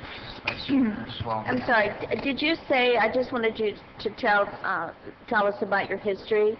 I know Bird Bowl's been in existence, what, 56 years, 55? Yeah, Bird Bowl's been in existence for 56 years. We've owned it for 28 years. And I think one of the things that we have to understand about the bowling business, it's a very specific use. We're the only large bowling center left in Miami-Dade County. So we understand the business. And one of the things that we bring to the table is we don't need investors. We own bowling centers. We don't need financing. We have the money to do a bowling center. And that's different than people coming in and doing RFPs that either don't have the experience or have the experience but don't have money, and they do go out and get financing. Financing bowling centers is a very difficult business. You have to have a lot of equity into these bowling centers. So what we bring to the table is obviously our experience in a bowling center. We have one in Miami-Dade County, and we don't need any financing. So the 90 days is something that we need to come back to give you a formal presentation with real numbers on what it takes to put a bowling center there that we're interested in putting. An RFP is only something, it's very difficult for us to understand how somebody can come with an RFP and without giving a lot of time, a lot of money, come back with something that's really substantial without doing original plans, as-built and so on, and understanding what it takes on both sides of investment and experience. So this is a very specific use that we think that we have the ability and our experience and financial resources to make something here for Homestead. So the 90 days is what we need. And after, I mean, normally when you go out for an RFP and then they come back from the RFP, they still want to have a due diligence period. So you're willing to put your money where your mouth is and say in 90 days we'll be ready to bring forth or not a contract based upon your findings of your due diligence in this 90-day period. But I'm going to ask you for one more thing. Would you be willing to have a letter signed saying that you do have funds available from your banker or banking institution so that we know that we don't have to go through what we've gone through in the last year, and that is trying to find the financing for the Kaufmans, and it was on again, off again, on again, off again. So I'm throwing that out there to you to validate and to solidify that you are serious, and that if we pass the 90-day period, that you do, we just need proof. I believe you, but we need proof that you do have the funds ready and available, and we can move forward if we all agree upon the terms at the 90-day time. Yeah, we have no problem. We can either show you proof of funds or a letter from one of the banks that we do business with. Because I have never seen a contract before, after we've gone out for an RFP, that there wasn't a due diligence time involved anyway. So I think you know where I stand here. Thank you. Yeah, we agree. Thank you, Mayor. Thank you. Further questions from council? Yes, Mr. Shell. Just one last comment. Sure. I'm not opposed to due diligence, period. That's not the issue for me. The issue for me is just the competition. It's making sure that we get the best product, and ultimately, you guys have a great product, so you may be the best product. But I just want to make sure that we go through the fair and balanced process to determine that nobody else is willing to offer a better price. Because again, even if you have proof of funds, I don't know what your offer price is. So I don't know if you're going to offer me $100,000 for our property or $5 million for our property. And that's a big difference. That's the concern I have, where once we invest and give you the 90 days exclusive period, we've essentially pushed everybody, all the competitors out. And I don't know that that ends up with the best product for us. And the only other thing I wanted to make a point of is that the prior RFP was a wide open RFP. It was for essentially any use of that building. So we ended up with a charter school use, we ended up with a bowling alley use. And what I would be proposing would be a specific bowling alley use only RFP for a very limited period of time, such that we got the bowling alley that we wanted and we got the best options that we could have. And so that's really what I'm looking to do. It's not that I'm looking to not give you due diligence, because I think even if you applied for an RFP, that could be your RFP, is that we don't have a set price, but we're willing to give you a guaranteed day within 90 days. But someone who also participated in the RFP may come back and say, we'll give you $5 million for it as is, and here's the proof. I don't know if that's out there or if it's not, but I need to know that it isn't before I can commit taxpayer monies or properties. Okay, yes. Yes. I understand your reservation, Councilman Shelley, in that you would like to proceed with caution and to ensure that it's a fair and equitable process. But when I put things into perspective, I'm not sure if anyone's knocking down doors to come in and operate a bowling facility there. And then I look at your track record and what you're doing at Bird Bowl and what you can potentially do for the city of Homestead. So I would be amenable to that 90-day due diligence period at this point. Any final questions from council? William? Are you looking for direction? Mr. Mayor, real quick, it's my understanding there are other bowling alleys here, though, so I would at least like to hear their proposal. Sure. I mean, see what they have to say before we go. Sure. Any final questions from these gentlemen? Anyone here? Okay. Let's hear from the second interested party. Thank you, sir. Just sit tight and we'll seal it.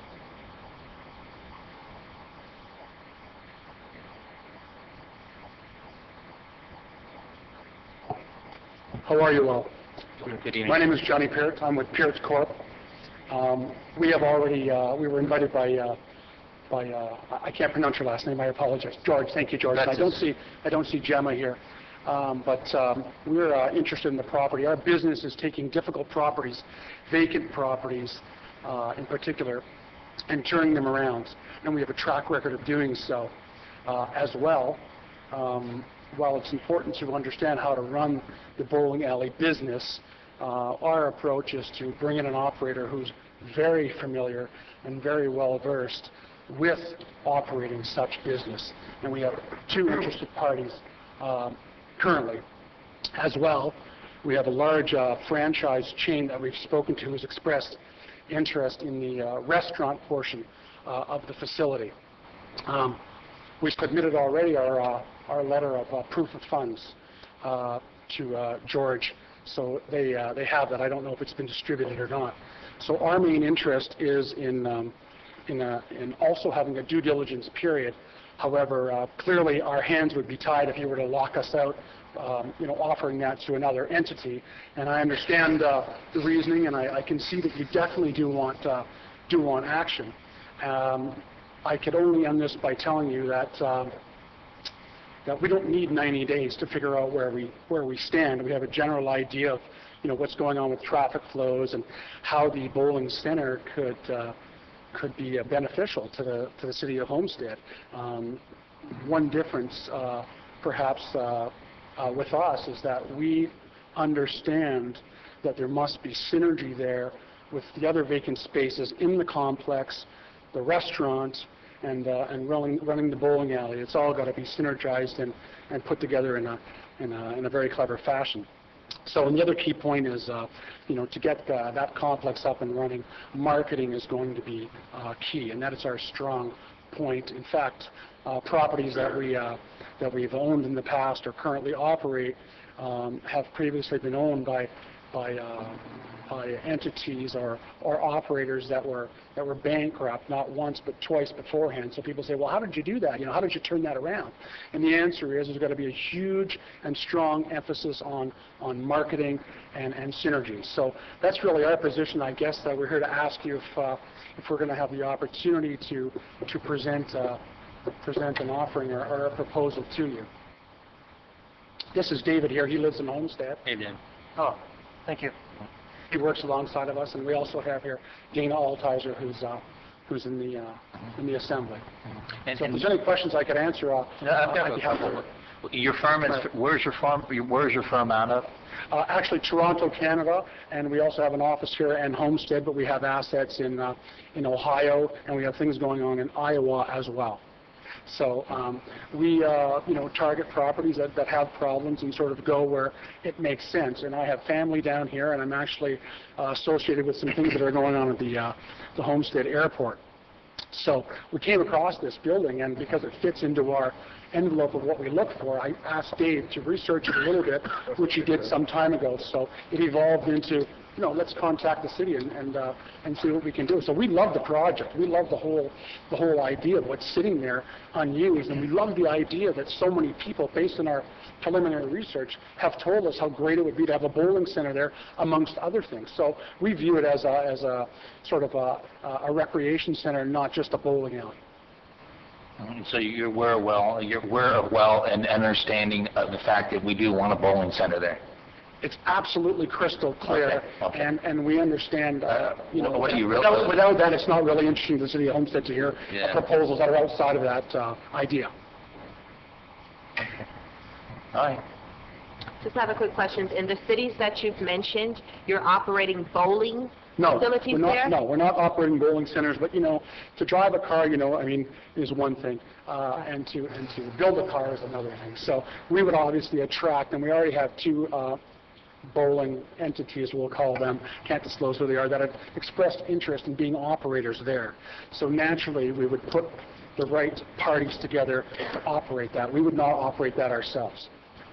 So just for clarification purposes, you will seek different individuals to come in and operate the facility, but you yourself and your company, you don't operate bowling facilities. We don't operate bowling facilities, but those that we would attract do and have credentials that can support a bowling center of that magnitude. So yes. I'm sorry, when I spoke to, is your microphone on? Pardon me? Is your microphone? Because I have a very difficult time hearing you. How's that? I'm sorry, when I spoke to you earlier, yes. I thought you were here in support of Bird Bowl. That's why I thought they were the only establishment here this Right, year. I understand. So pardon me in my haste to say that I would be amenable to the 90-day due diligence period. But since you're here, I'm all for that. Not a problem. You had illustrated that there was someone else here, and I was just curious as to who they were. Okay. Yes, that's right. Thank you. Ms. Smallman. Thank you. I'm sorry, I could hardly hear you. Oh, well, that's not going to help. How's that? Much better. Thank you. What is the name of your company? Peart Corp is the name of my company. Say it again. Peart Corp, P-E-A-R-T-C-O-R-P. And I'm gathering that you are you're working like a broker. In other words, you're going out and you're looking for people who are interested in operating because I wrote the word interested. You've used that several times. You're looking for people who are interested in operating a bowling alley. Is that correct? That's right. We've interviewed 2 potential operators to gauge the level of interest and the viability of such a project. One of them is in-state, and one of them is from out of state. And have they given you any kind of agreement that if the due diligence comes back and the price is agreeable, that they are indeed?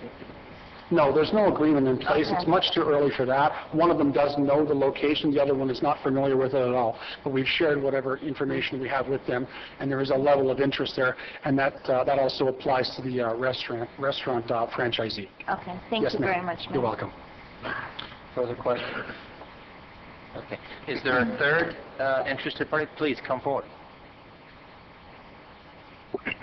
Thank you very much. Thank you, sir.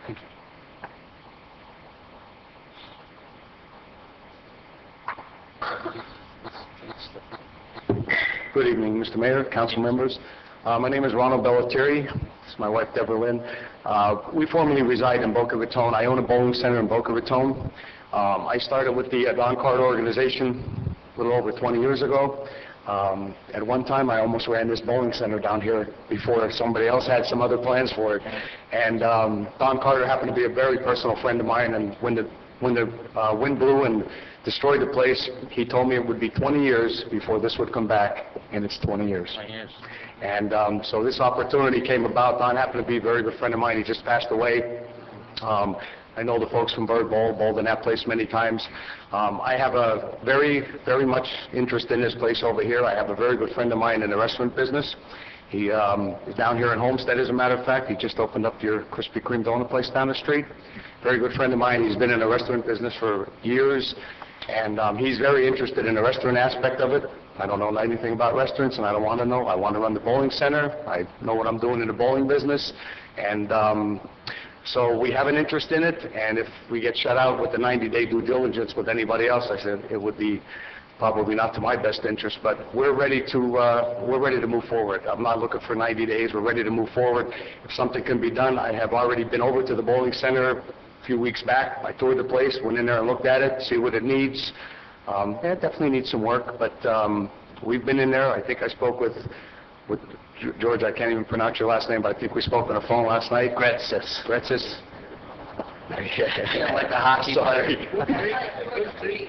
George G. That's a lot easier. Nobody can say my last name either, but we're definitely ready. The financing would be, we have a lot of financing in place. That I don't think that's going to be a problem.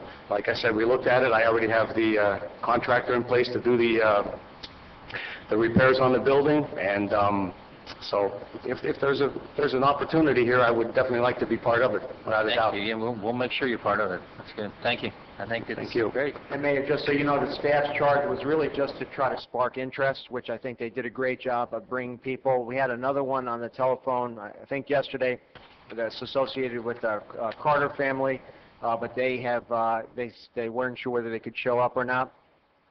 We can't tell because we haven't done any due diligence ourselves on who's real and who's not real. What we wanted to do is kind of bring whatever we have to you now so that you can make some decisions either on the Bird Bowl 90-day period or some sort of a formal solicitation process. Here.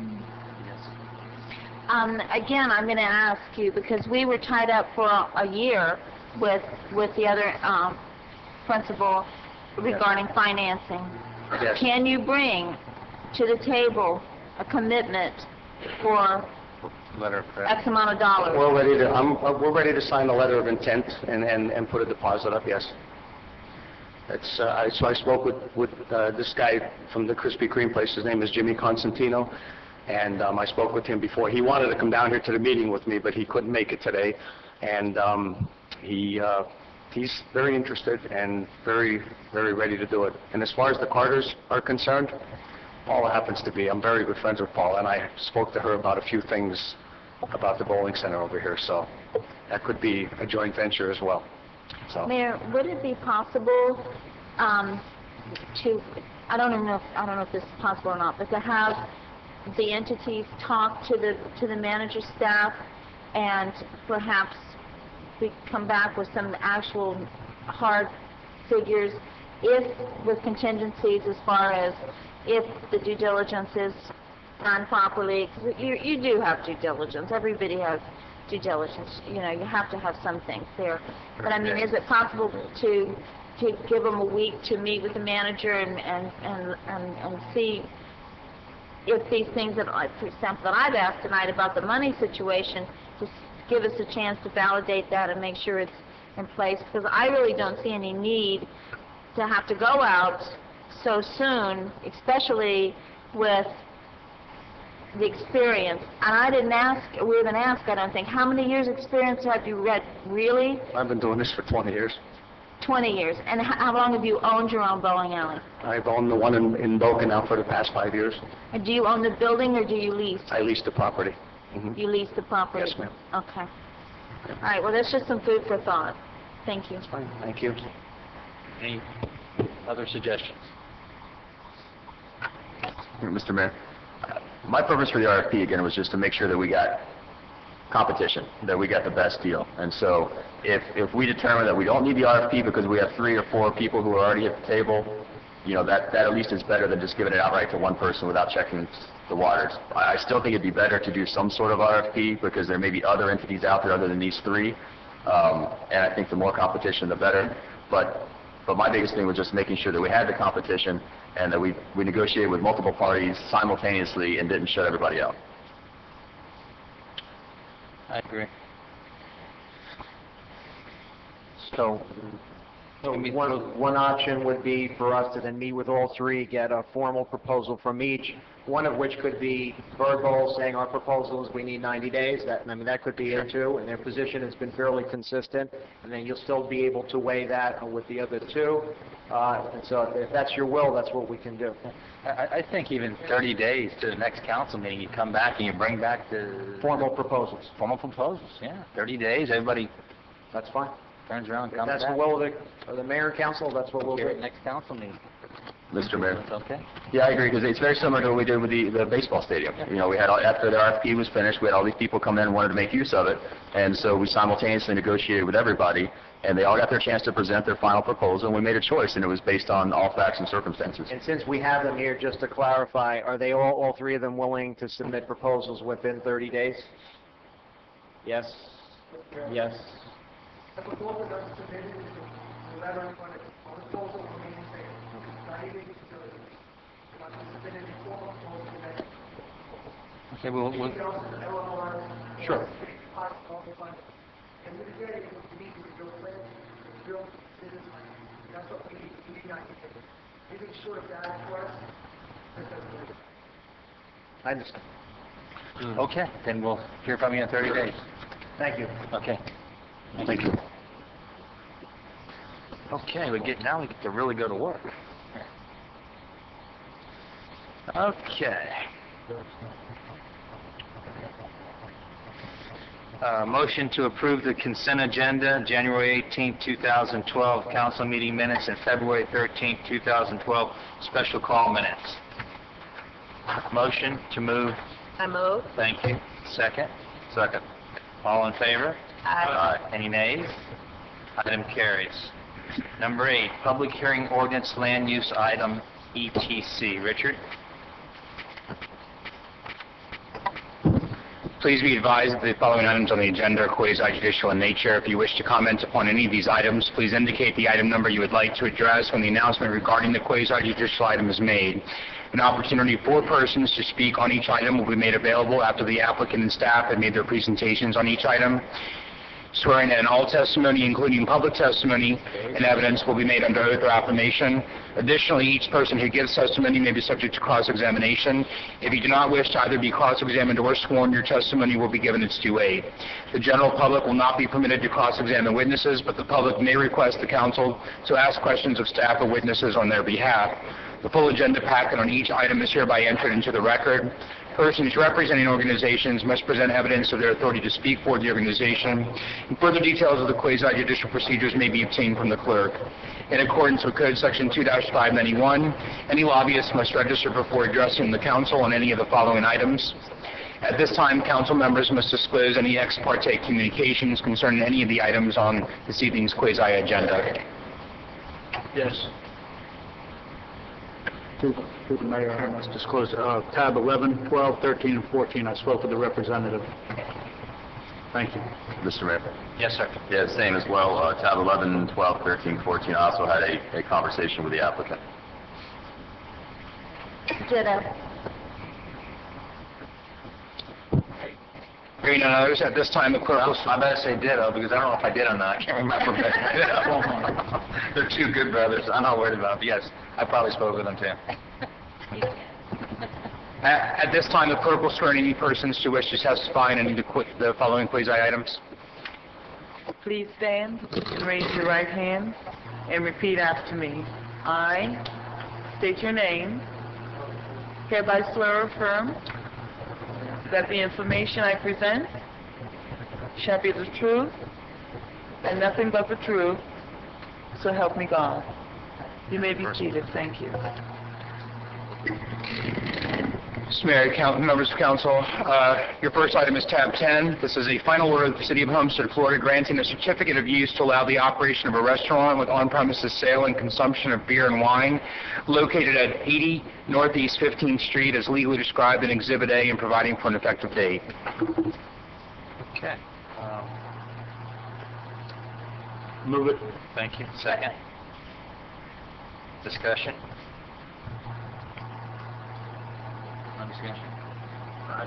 All in favor? No. Aye. Nays? No. Okay. Item carries. Roll call. Tab 11. Yes, moving on to tab 11. Tab 11 is a resolution of the City of Homestead, Florida, denying the request for a sign variance from the Code of Ordinances for Walmart Stores East LP, located at 1499 South Dixie Highway, US 1, as legally described in Exhibit A and providing for an effective date.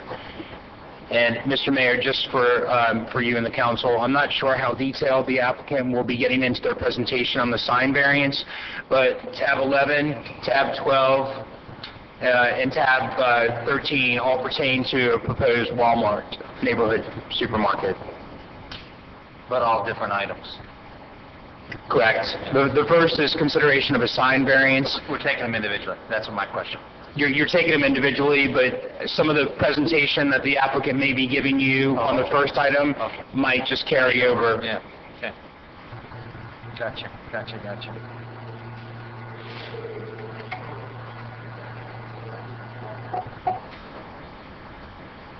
Mr. Mayor? Yes, sir. Are we questions for staff, or are you guys finished your presentation on this issue? No, we haven't. I've just read the title of the ordinance, so... Never mind.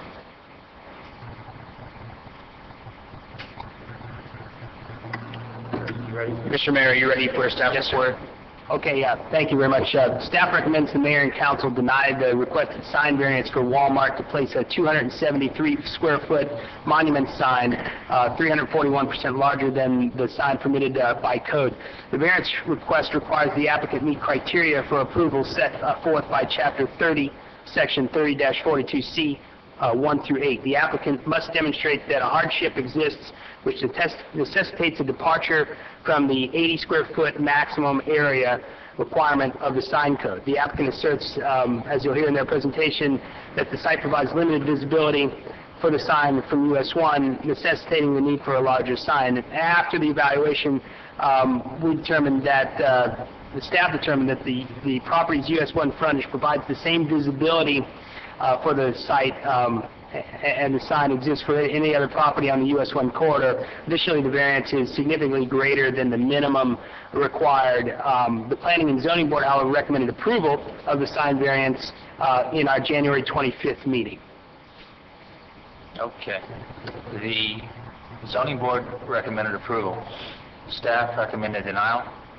Yes, sir. Okay. All right, council.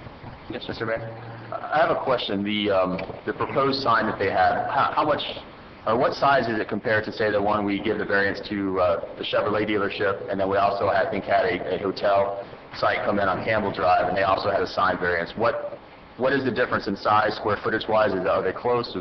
They're very close. They're essentially the same size. They're within a few feet the Homestead Chevrolet sign was a few feet less, and the Marriott was a couple feet more, so they're very close in size. Okay, so, okay, thank you. You're welcome. The style, I'm sorry, Mayor.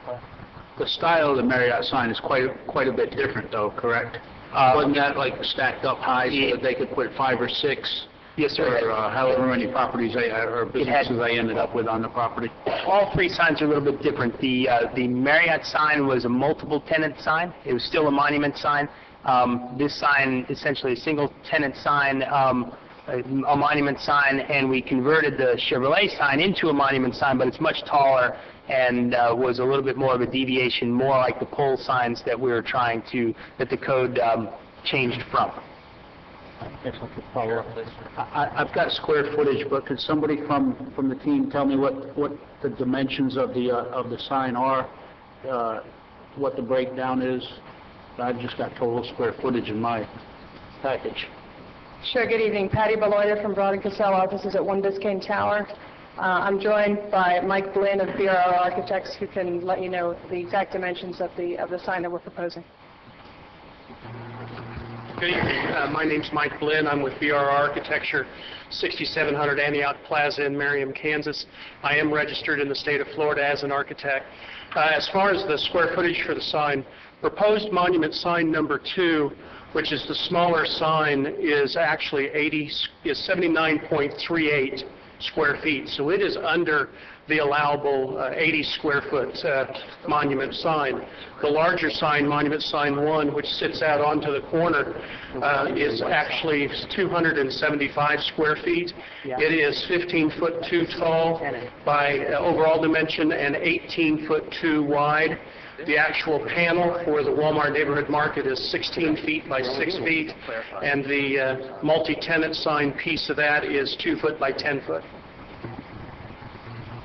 Mr. Mayor, Patty, are you all asking for 2 signs or 1? We're under the impression we're asking for 1 variance, which is the monument sign fronting US 1. That's what our application is for. The problem is that we're mixing all the applications together. The site plan calls for 2 signs. The variance is only for 1 sign. Correct. The first sign, the sign to the northeast of the property is within the 80 square feet. So correct. The bottom sign you're looking at is correct, not a variance. Right. The big sign on US 1 is a variance. On the corner on US 1 is the one we're asking for the variance for. All right, I understand. The big sign's better looking than the small sign, by far. We had more room to play with in the bigger sign. Got yourself in trouble, though. Mr. Mayor, just a follow-up question. You mentioned something about a multi-tenant sign. Did I only see your name? I don't see a spot where you have another tenant. Right there. Okay, so that's not actually an open hole. That is a blank spot. That is a blank spot. Okay, that's what I was We have a confused about. request from the property owner next door, since that's a corner sign, to have a place for his logo for that, so we accommodated him. Being very neighborly. Mr. Mayor, I'm sorry. I think your staff needs to address that issue with you as well. I'm under the impression we're doing a tenant sign. I thought we had dispensed with the multi-tenant sign in the planning and zoning board meeting. The only change that we've made from the planning and zoning hearing is that we made a suggestion on the north wall of the building to include a sign on that wall to sort of break up the facade of that wall. At the planning and zoning hearing, we were told you can't have a sign on the street and a sign on the wall on the same frontage. So we decided to remove the sign from the wall. But we've always indicated that we needed the extra space on the corner sign. In addition to being in an odd configuration and we need a bigger sign for visibility purposes, we needed the extra space to be able to put the sign of the remainder parcel from which we are building our site. And if I might just add, I thought we made this point clear, that our sign regulations, our code regulations, don't allow for off-premise advertising. So if the 2 parcels were tied or unified under the same ownership, then you could have a multi-tenant sign. But if the parcels are not tied by ownership or developed collectively, you can't allow, what the code doesn't allow for off-site advertising. That would be like having a billboard advertising somewhere else in the city, and your code doesn't allow for it. So if the applicant wants to proceed and you all are in agreement with wanting to do that, then we would need to find some way to allow for that, either through a variance or through a sign code amendment to allow that additional signage, which is not part of that parcel. I think it's pretty commendable that they're reaching out to help a fellow neighbor. If I can address the legal aspect of that, for purposes of development, the remainder parcel that's going to remain with the seller, there's going to be cross-access easements along with our parcel. So for purposes of developability of the site, they are going to be unified, at least in that way. Okay, if I may ask you to go through the chair as you speak. I'm sorry, I apologize. Otherwise, you're going to go back and forth, and we're going to go back and forth. Fair enough, I apologize. I was just pointing that out, Mayor. Any other questions?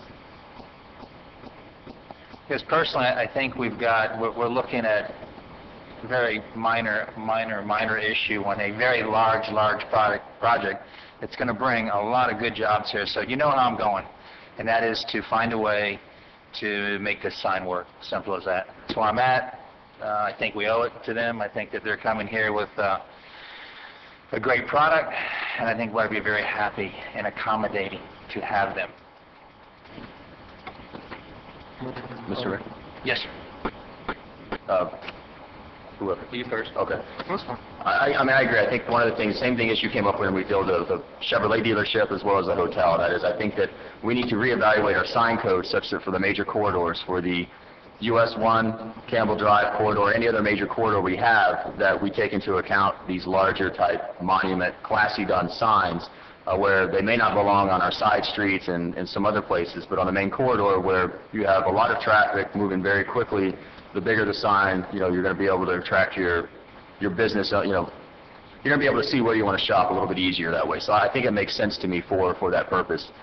I do have a little bit of a concern, I guess, with the multi-tenant idea that was raised. I mean, if legally it is the same parcel, then I'm okay with that. I just don't want to get into a situation where we encourage, one parcel that has frontage, the other one's in the back, and they're now selling their sign space. I don't want that to be, I just want to make sure we make that clear. How do we justify it?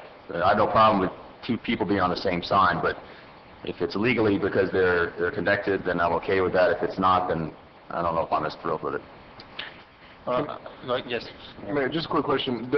They mentioned the other company, the other organization. Is that the building that used to be the Napa building, I don't know if it was Napa building behind Walmart? I'm just trying to get an idea of where this other organization is that we're discussing. Right now, the property consists of two parcels, a north and a south parcel. If you look up at the TV screen, the parcel that we're talking about right now is enclosed in red. The parcel that we're talking about as the remainder parcel is just the one just to the south with the exact same amount of length, and it's just a little bit shorter. But it is the remainder parcel here, and the two parcels will be joined with cross-access easements. They will be joined, so they will be unity of title. Not a unity of title, there'll be cross-access easements across the parcels. Who's the other tenant? What name's going in there? We don't know. It's the owner of the parcel that's selling us the front, what we'll call the front piece. They still are holding on to the remainder, and because they're losing their frontage, they want to be able to still have access through us to there. Yeah. Yes, that's one. Through the chair. So the church, I believe that's a church that we're talking about that has that parcel. That's not the parcel I'm talking about? No, it's the remainder of the old dealership. Chevrolet dealership. It's the remainder. I thought it's church. No, it's the remainder of his property. Oh, so would it be the Chevrolet? Oh, okay. Right. All right. Okay. He's just saying you're going to block me out. I don't. Okay, I gotcha. So it's probably put that in the condition that it's sold. Okay. I was really glad that you took the time to talk about the Marriott sign and the monument sign, which we made into a monument sign, the Chevrolet place, because there isn't that much difference, correct? No, they're essentially, they're very similar in size. In size. And I understand why staff had to recommend denial of this because it didn't meet, just like they had to do with the Marriott and like they had to do with the other one as well. The smaller sign, the bottom sign, that's the smaller sign, correct, sir? You've been our Vanna White pointing these things out. So that's going to go where again? That smaller sign? Yeah. No, the green, yeah, that's it? Okay. Yes, I'm there. Okay, that's not where you pointed before, so I'm confused. The smaller sign goes next to the building. The smaller sign will be on the northeast corner of the parcel, just before, it basically marks the roadway into the building, right where the building begins. No, I understand. Because I went over last night and parked in front of Walmart down in Florida City and tried to figure out where their signs were and what, the thing was. I don't have a problem. I commend you for putting the other business on there. I think that's nice. We have to do a variance change or whatever. I don't think that's going to be a problem. But as long as you're not blocking traffic and you're not, causing an accident, and it is a difficult corner to put signage. That's a hard corner because you have entrances 3 different ways there coming into US 1. So thank you very much. Mr. Markey. Thank you, Mayor. So just for clarification, there's one sign on US 1, one sign on 15th Street? Correct. Is that correct? Yes. Thank you. Okay, and this may be a time to look at that ordinance because it's not in every case. This is a very unique case. You're truly blocking the back portion of that property. It was one owner at one time. He split the property, I guess, the Blake family. So I think it's, one, commendable they're allowing it, and 2, I think it's something we should make provisions for in the future. That big a piece of property. Something very large could go there as a Walmart, something that's in compliance with them. So I think we have to make provisions in the future and not open a can of worms for others. Figure out how to write the code in a way that it makes a provision for a situation like this. Mayor, if the council is prepared to move forward on that, we can have staff start drafting an ordinance on that if that's your will. Something that allows us in the future to make moves like this that helps us to help both parties. Mayor? No. She's talking about the size of the sign. Talking about size larger than 80 feet. I thought at one point in time we did look at the sign ordinance. We never came to a resolution. We took it piece by piece, and Mr. Maldonado was working on it. We corrected 3 things right off the bat, and then we still need to finish it. Obviously, an ongoing process, and I've had some difficulties, as you all well know. So it's one of those items that I'm looking to pick up as soon as possible. Thank you. Okay, so I just have a quick question. Sure. So basically, staff denied this request basically for compliance because it wasn't amenable to the code. Am I correct? The sign is about 300% larger than what we allow by code. But after hearing the discussion, I'm under the impression that this has been, like other establishments have received variances. Others have. Staff has issued similar denial, has given staff reports requesting denial in the other 2 instances, and council has granted the variances. So with the Marriott location, how is their sign in comparison to this one, as far as size? It's very similar in size. It's very similar in size? Yes. If that might help, as the public sign across the street from that Marriott sign, I think it came in prior to the change or something. The Publix on Campbell. I'm not familiar with that sign, and I don't. Huge. Yeah, I don't know if it's. I don't believe it's was built to this code. And the sign code did change. Yeah, it wasn't.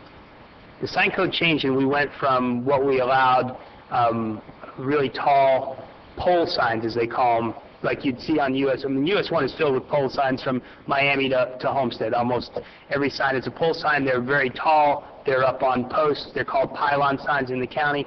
And Homestead changed the code to make our signs more compact. So we said less than 80 square feet and off the poles being monuments, which are the blocks with no posts on the side, so you can't see through them.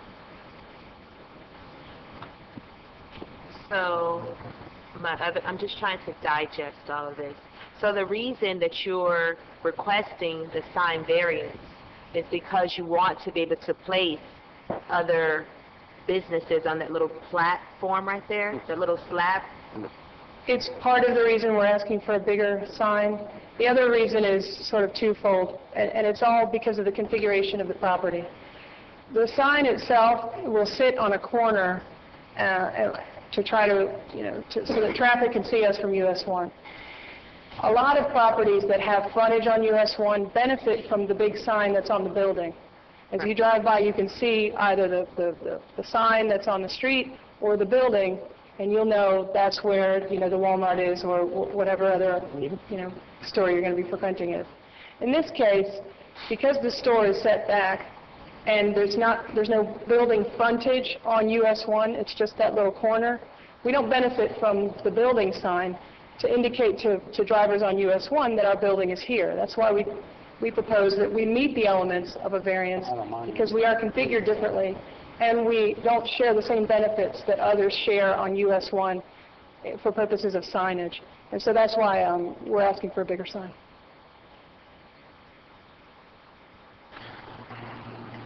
Thank you for the clarification. I'm proceeding with caution because I'm just trying to picture this aesthetically and not some huge conglomerate of a sign right on the corner. But I think you provided clarity for me as far as the need to request this variance. Let me ask you, how much bigger is this sign than the sign that you have at Walmart in Florida City? What's the size of it? It's a pole sign, right? I don't know what the dimensions are of the Florida City sign. I know it's a pole sign, and it's a lot bigger, I think. Oh, it's a lot bigger. Yeah. Okay. The Florida City sign is a lot larger than this sign? I think so. I don't know what the dimensions are, but it's my understanding that it's bigger, and it's a pole sign as well. And I think as we get the Costco's and other national firms that want to come to Homestead, we're going to have to make compromises. We're going to have to do things that we didn't do in the past, or we didn't do in '06 when things were booming and we had people standing in line at Development Service and at the store here to build. I think it's important that we keep that in mind, that the compromise is where we're going to have to go to continue to bring national firms to Homestead. Mayor? Yes. The sign in Florida City appears to me to be much bigger. Much bigger. Okay.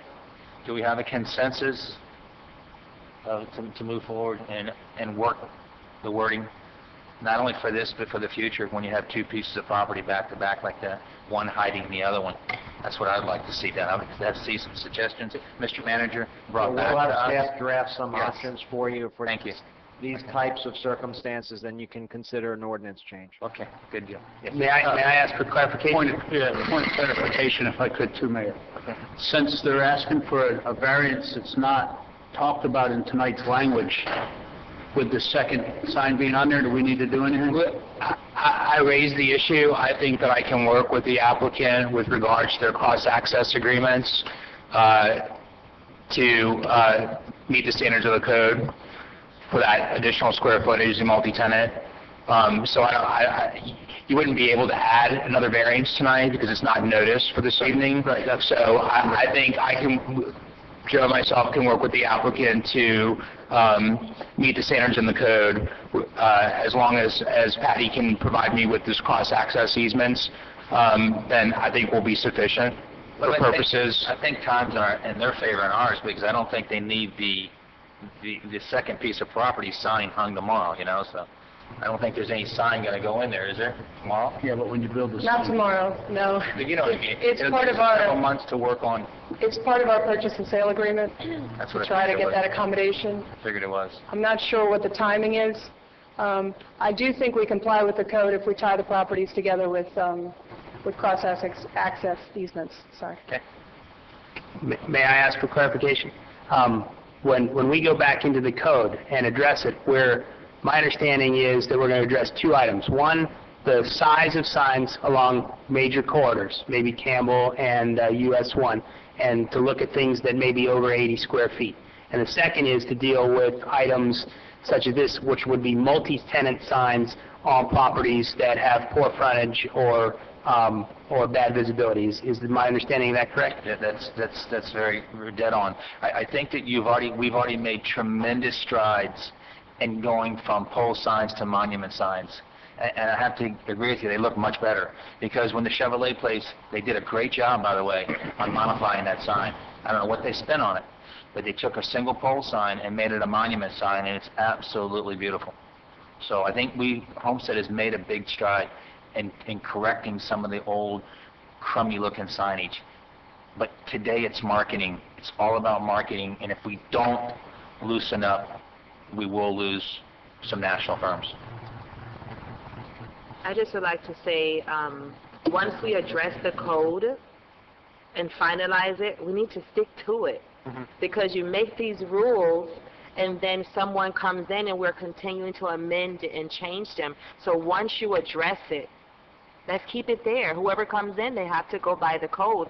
Because to be perfectly honest with you, coming in, I wasn't supporting this item because I haven't had the opportunity to speak with you to get some background information on it. But after your presentation and the clarity that you provided, I'm more amenable to that.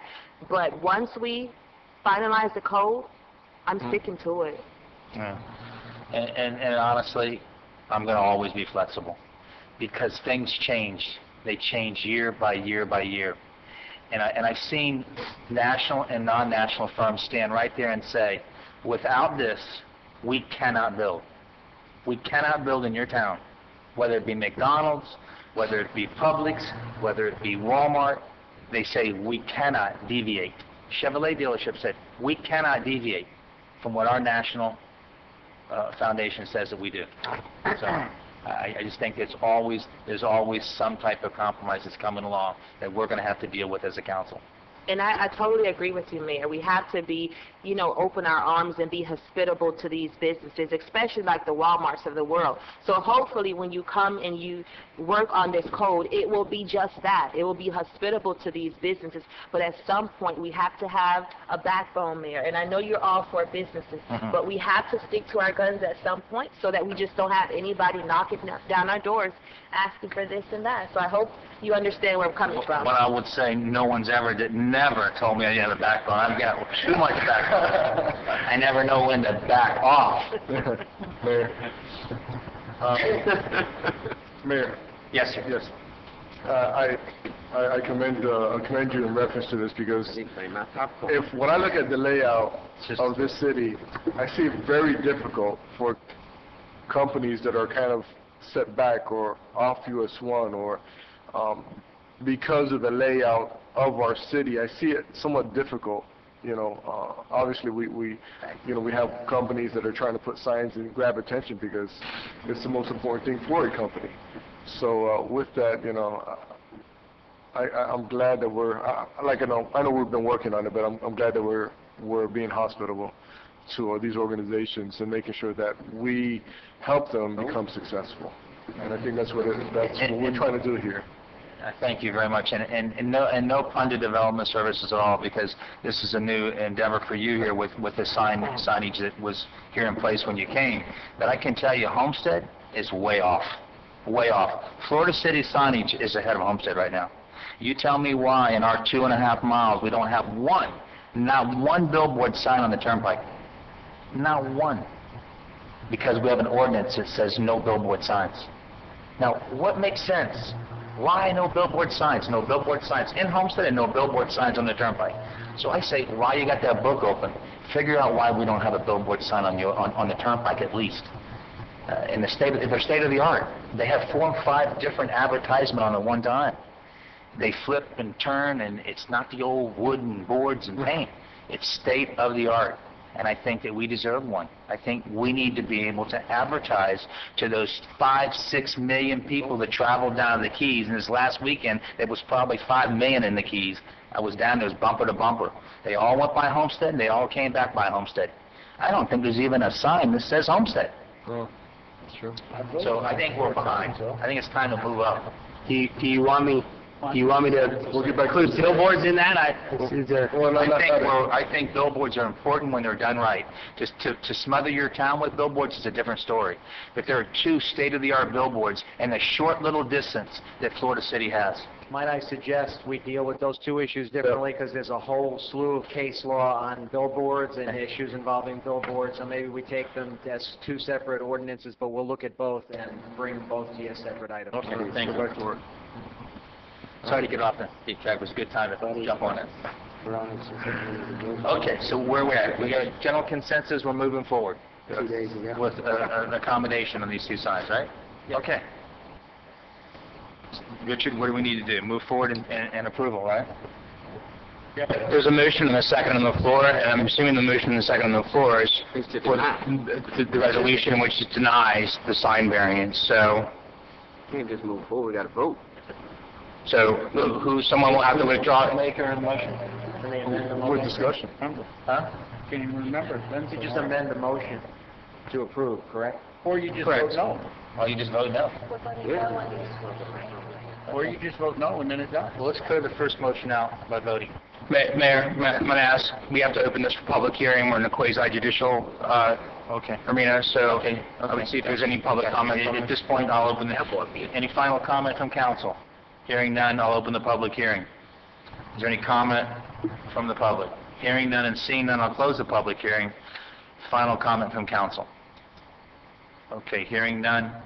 Madam Clerk, let's call the roll on the denial. Denial. Okay. So you vote no would be really in favor of changing the ordinance, correct? Correct. Okay, Madam Clerk? Okay. Councilwoman Fairclough McCormick? No. Councilman Shelley? No. Councilman Williams? No. Councilman Maldonado? No. Councilwoman Wallman? No. Vice Mayor Burgess? No. Mayor Bateman? No. The motion carries. The second motion made to who wants to make it? I'll make it. Okay, go ahead, please. So moved.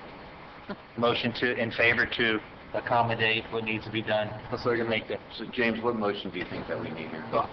Word it for us, James. That motion was effectively, Given them it's a little confusing, but if someone would just make a motion to approve the sign variance in a second, then we'll do a roll call vote on that, then we'll...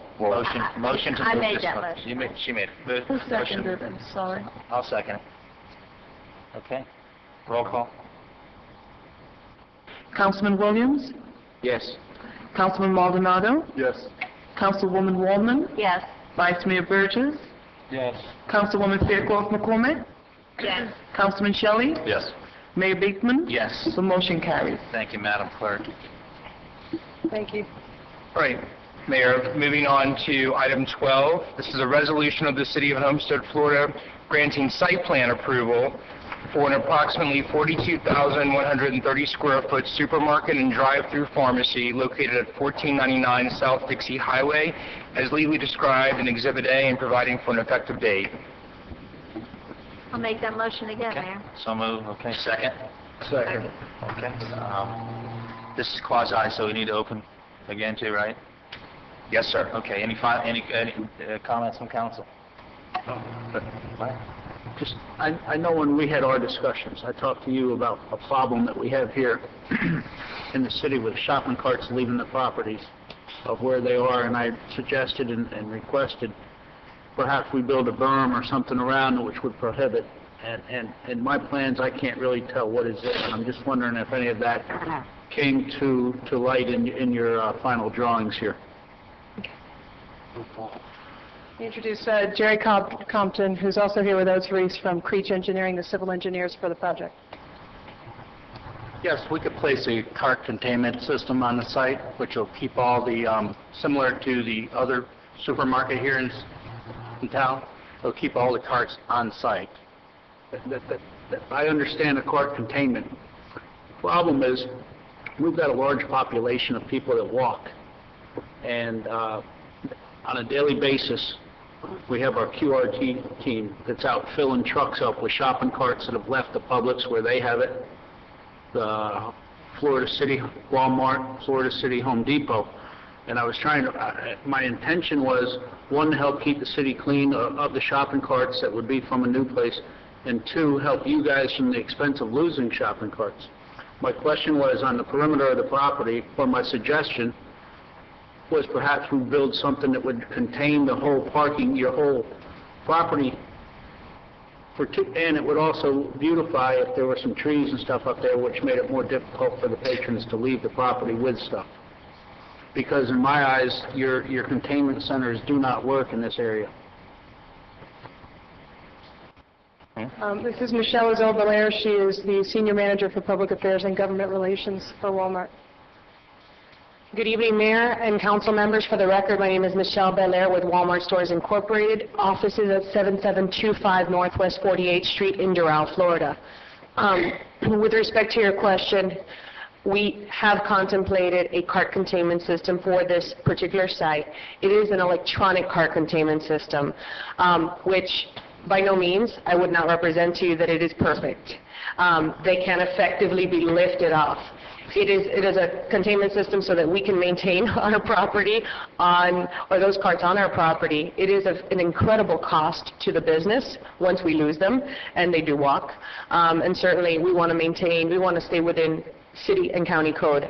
Outside of that, we certainly have a landscaping plan that is incorporated into this particular site that I think when they walk you through the presentation, you'll have a better understanding as to that. But we will include an electronic cart containment system, which is unlike some of our competitors in the city of Homestead. Thank you. Thank you, Mayor. Mayor? Yes, Mr. Walton. I commend you for putting that expensive product in, because Publix doesn't have it. And Dixie doesn't have it. I don't know of anybody that has it except for the Walmart in Florida City. I may be wrong, but I don't know of anybody that has it. So I think that's great, and it may not be perfect, but it certainly is better than not having anything at all. I know that years ago, about 5 years ago, Chief, remember when Captain Chong and I did a little survey with the shopping carts and where they came from, and the majority of them came from Home Depot and the Publix and the Winn-Dixies and those types of stores. So, and shopping carts are very expensive. I mean, I see the merchants out in the shopping centers. I was driving by Marshall's the other day, although Marshall's has put a thing where their carts don't go outside either now, outside the store. But people were out in the parking lots trying to gather their carts together. I think BJ's does a pretty good job, with their carts. I mean, they have people monitoring the parking lots all the time. But I think that's wonderful that you're. Are you going to put that in that electronic? I mean, is that a definite, or was that something that you were just thinking about? Ma'am, assuming that we get approved for this location, we absolutely will include it. Thank you. Mr. Mayor. Yes, Mr. Shaw.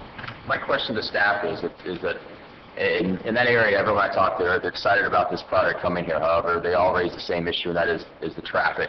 And so I just want to make sure you guys can address that real quickly from a staff's point of view, that you've looked at the traffic, that it meets the requirements, that there shouldn't be any additional problems, or that there's been remedies already put in place to address any traffic issues.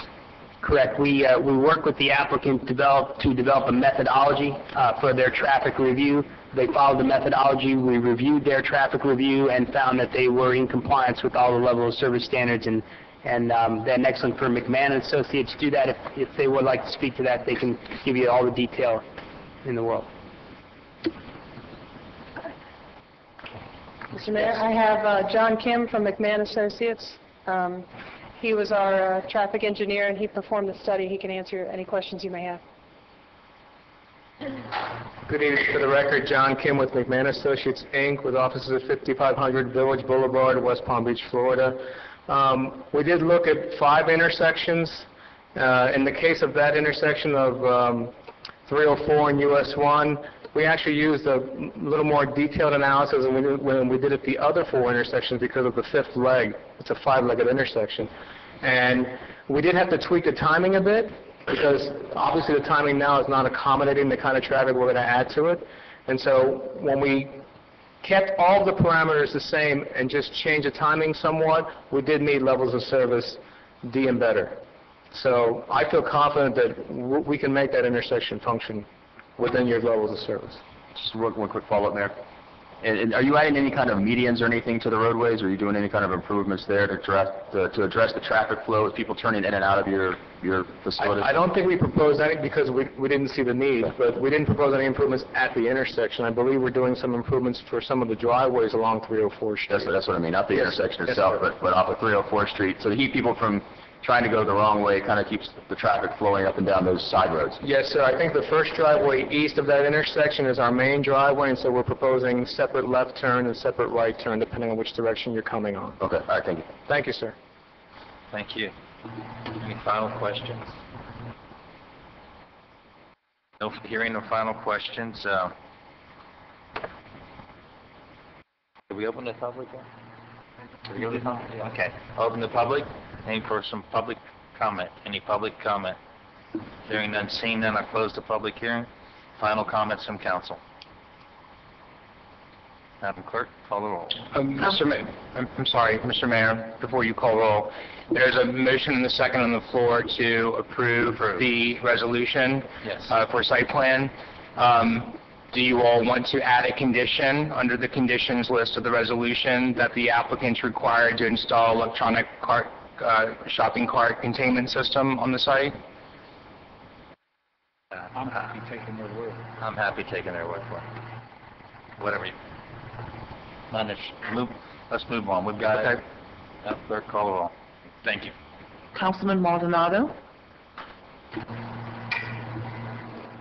Councilwoman Woolman. Yes.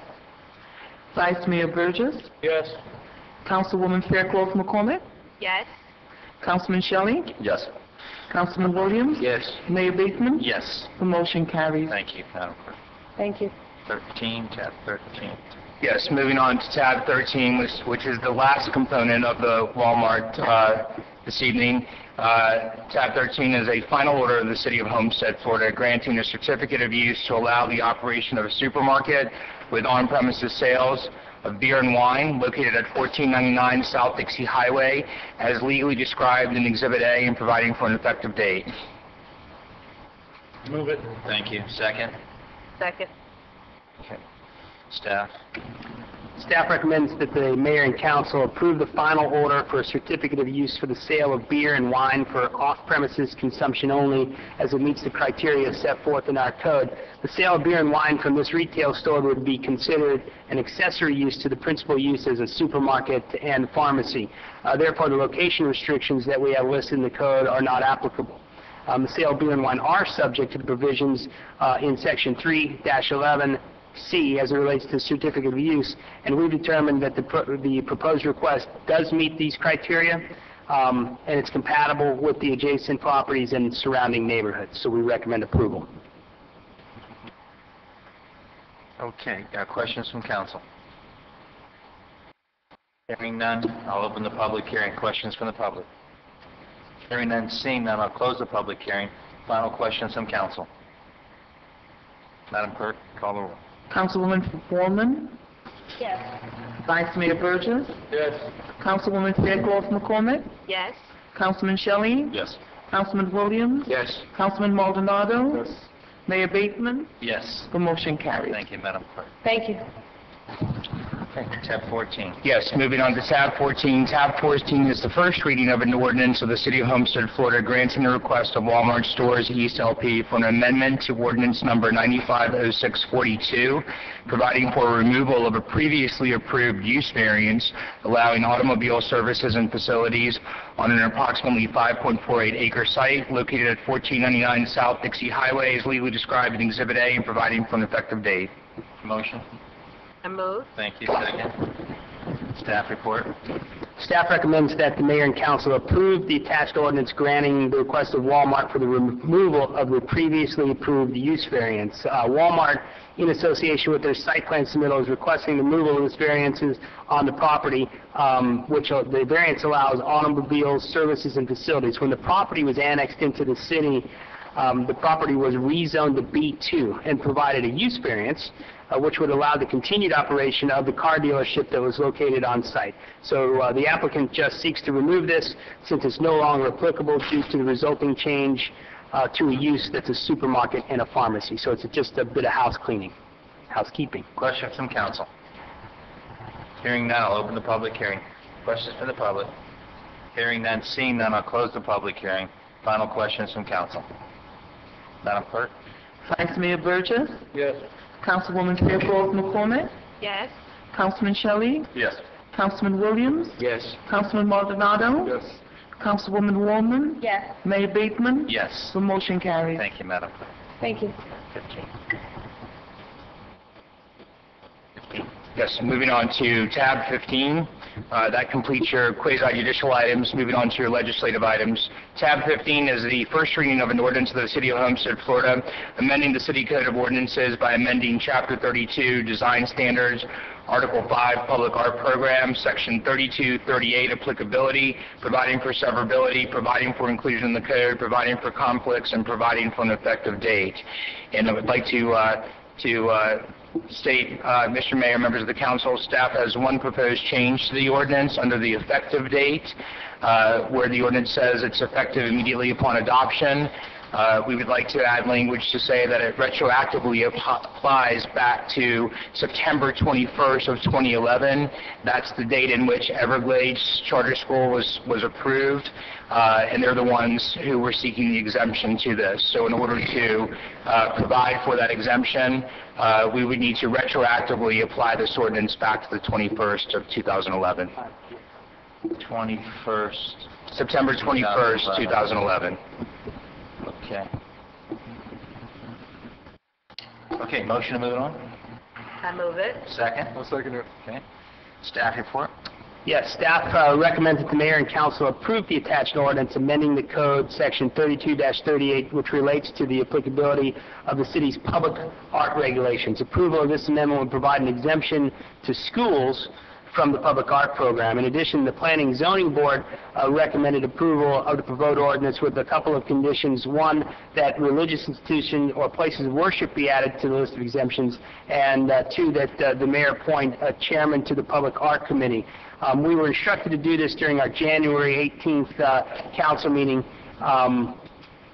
and we have done so by simply adding schools to the list of the developments that you'll see in the ordinance. And again, if it is your decision, we can also add places of worship to that as well. Okay, thank you, yes. Yes, we're appointing that person tonight, and that'll be John Burgess, so we got that covered when the committee assignments come out. So we have a motion and a second. Staff report. Questions from council? Mayor, just wanted clarification on whether you intended to add the houses of worship to the change. I would say yes. I'm okay with that. Otherwise, I'll move to amend you're it. going to do a mural down there in church. No, I don't object. Okay, looks pretty unanimous. We need to do that formally. While you return the other way, Councilman Maldonado moved to amend the ordinance to add houses of worship. Second? A second. Thank you. Okay, you want to word it? Okay, good. Okay, at this time, if there's no other questions from council, I'll open the public hearing. Any questions from the public? Hearing none, seeing none, I'll close the public hearing. Any final questions from council? Madam Clerk? First need to vote on the amendment and on the ordinance as amended, so 2 votes. The amendment? Councilman Shelley? Councilman Williams? Yes. Councilman Maldonado? Yes. Councilwoman Wallman? Yes. Vice Mayor Burgess? Yes. Councilwoman Fairclough McCormick? Yes. Mayor Bateman? Yes. The motion carries. Okay, now the original motion. Okay, Councilwoman Fairclough McCormick? Yes. Councilman Shelley? Yes. Councilman Williams? Yes. Councilman Maldonado? Yes. Councilwoman Wallman? Yes. Vice Mayor Burgess? Yes. Mayor Bateman? Yes. The motion carries. Thank you, Madam. Okay, tab 16, City Council Chambers. We definitely need this. I move it. Oh, second it. This one is being sponsored by the city attorney's office. Okay, we got a motion and a second. Staff report. Mayor, staff's recommendations to mayor and council approve the purchase and installation of a 25-ton HVAC system for the city council chambers to all air of South Dade. City received quotes from different vendors that were lower, but they were deemed non-responsive as they did not meet the insurance requirements. Okay. Questions from council? Also, Any questions? Okay. Hearing no questions, I'll open the public hearing. Questions from the public? Hearing no questions from the public, I'll close the public hearing. Any final questions from council? Madam Clerk? Councilman Williams? Yes. Councilman Maldonado? Yes.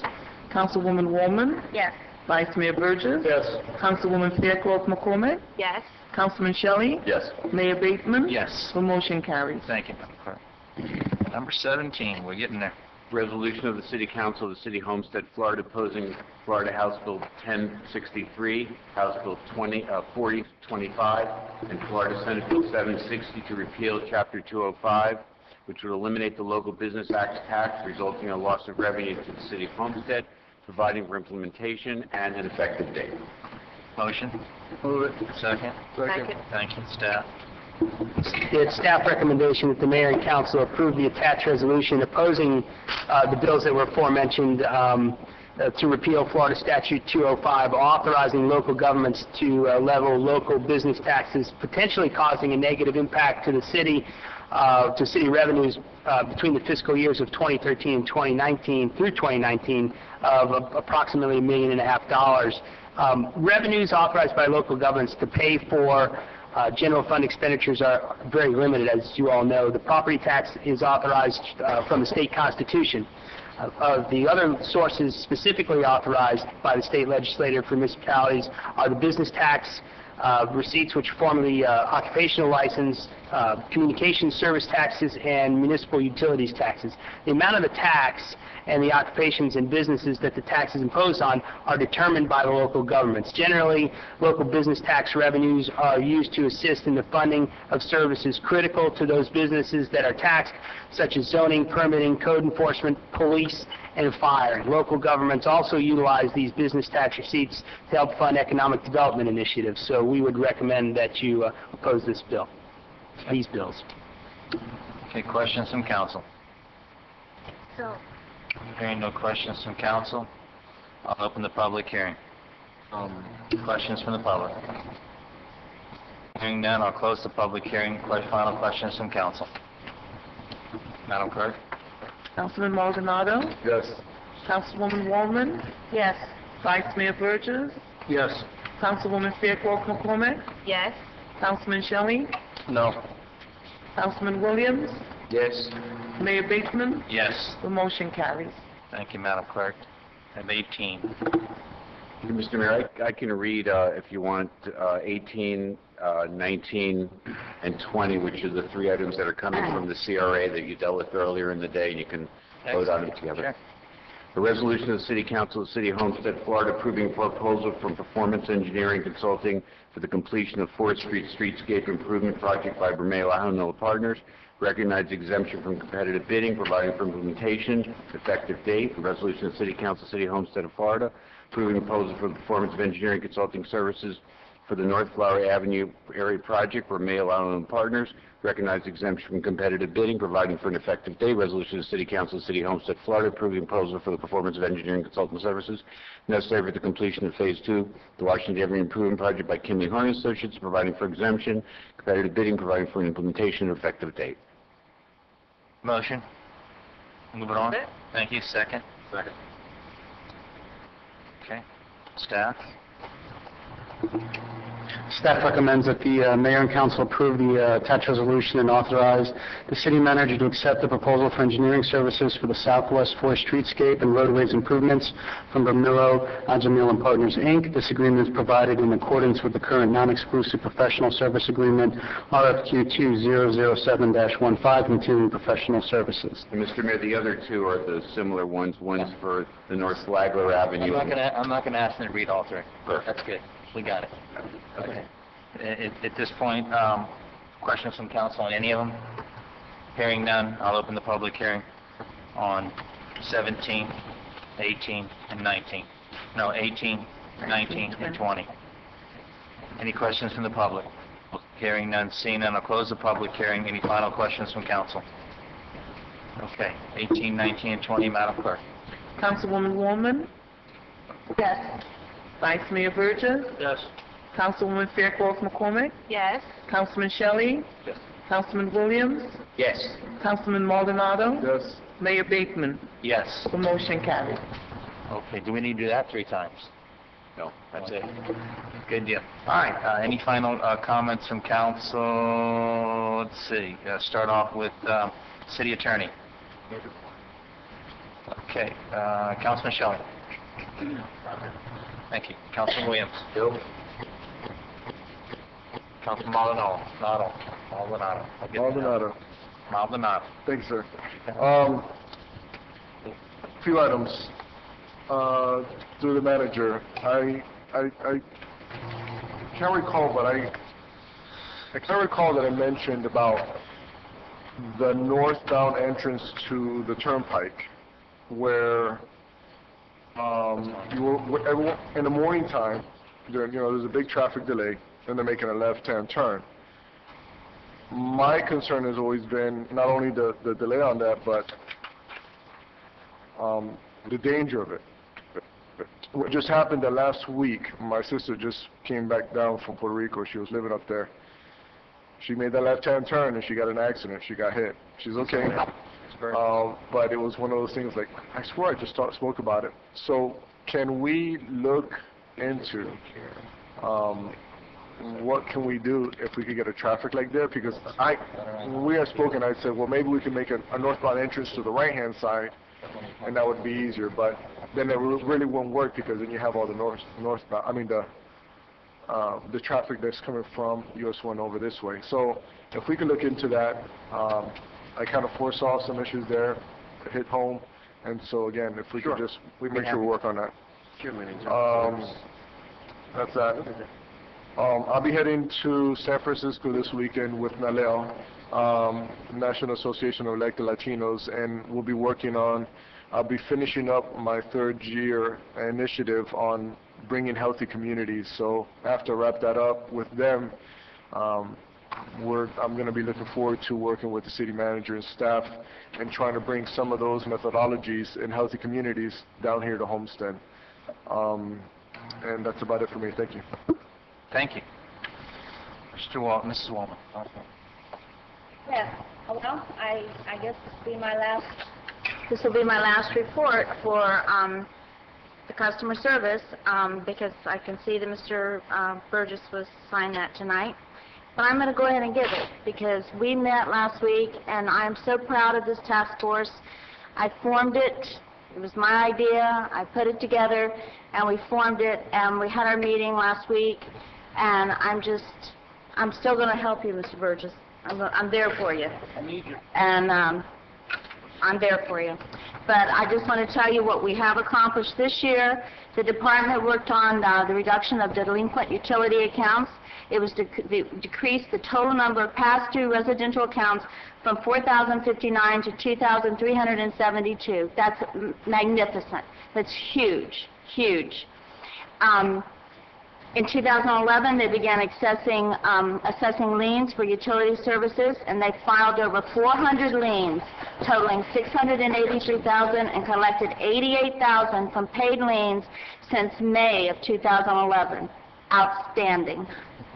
New for 2011, we hired a company to assist with the collection of closed utility accounts, and that's making a huge difference, huge difference. Completed over 15,000 disconnects for non-pay in 2011, and 8,700 were handled in 2010. We handled over 18,600 walk-in customers with an average wait time of 12 minutes. 14,800 walk-ins and a wait time of 16 minutes in 2010. Again, outstanding work. Answered over 81,300 calls with an average wait time of only 4 minutes. We brought that down from 26 minutes before you ever heard a person speak to you. Congratulations. This task force is currently looking into remote connection and disconnection technology and conducting a possible pilot program. And this is going to be very exciting for the City of Homestead. And Mr. Burgess, I'll be happy to come to your first meeting and fill you in on all the stuff. But new technology would greatly increase the efficiency, and I think it's just going to be better than ever. And I want to say that I have enjoyed working with you so much. Jerry, you were in the beginning with us, and Richard, during our process, you were promoted to director because of your outstanding work. And Mr. Gutzes, I really appreciate the fact that you recognize talent. Barbara, Julio, all of you, Christy, all of you, you worked so wonderful with me, and it was an arduous task. It was something that had never been done before. And we even went back to the old audit that we had done back in 2003, 2004.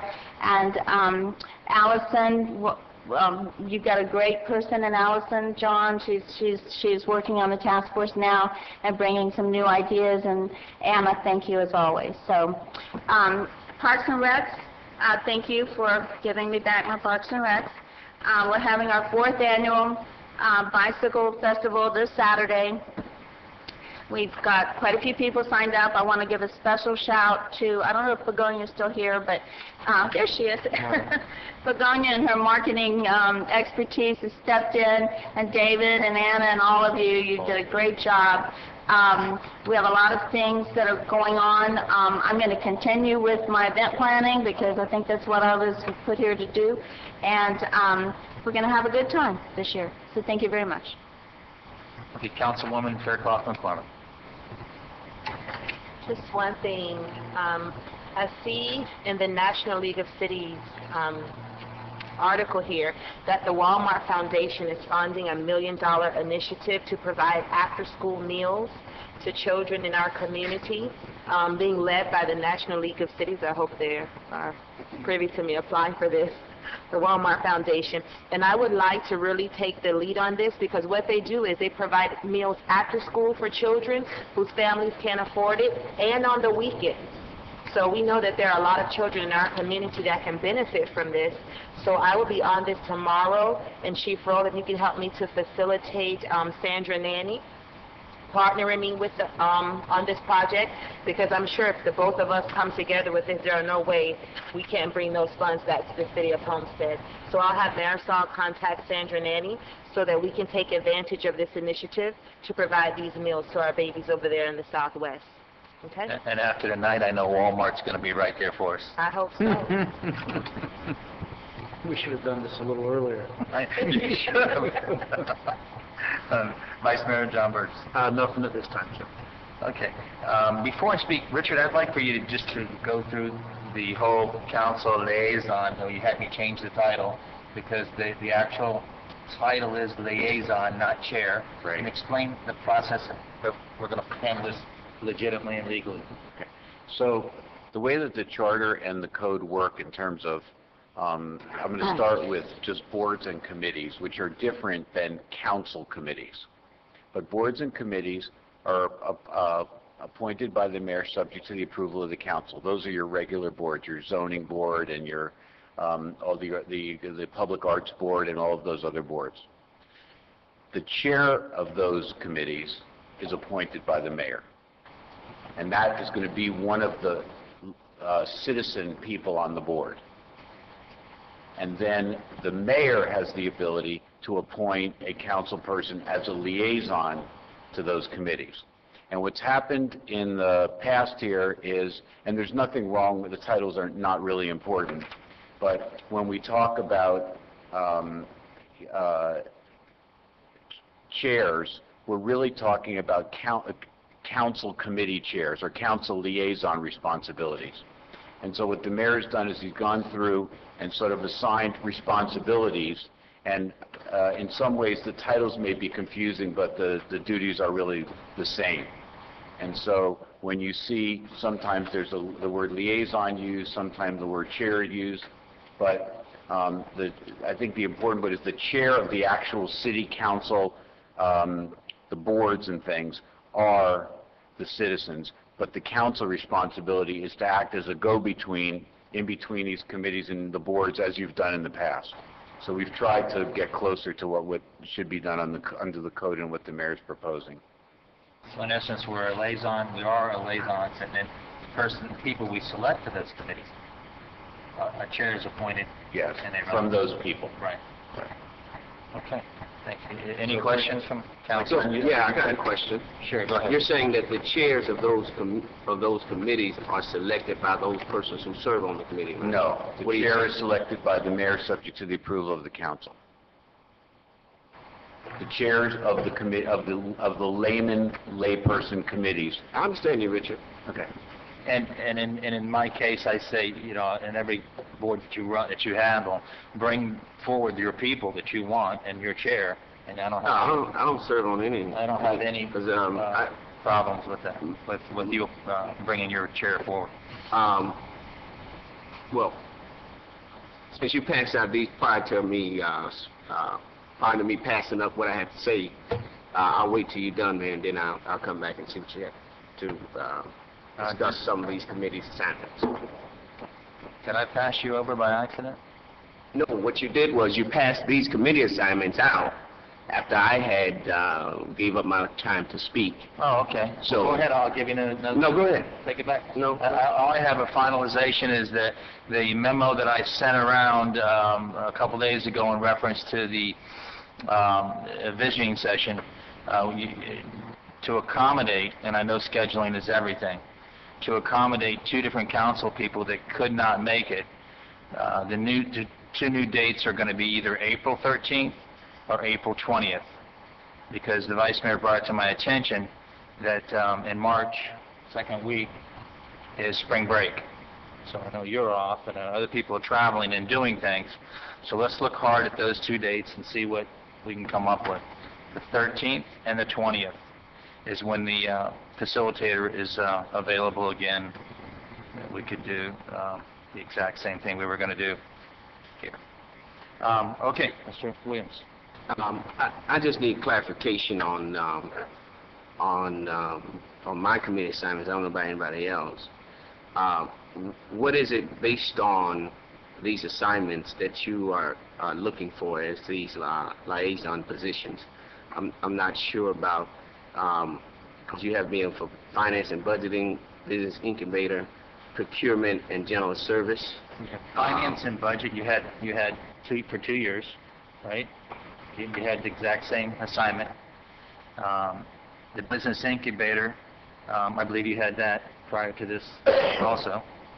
And the Southwest Advisory, I believe you had that. No, I'm not asking that. I'm saying the procurement and general service. Yeah, that was the only new one you had that's been, offered to you.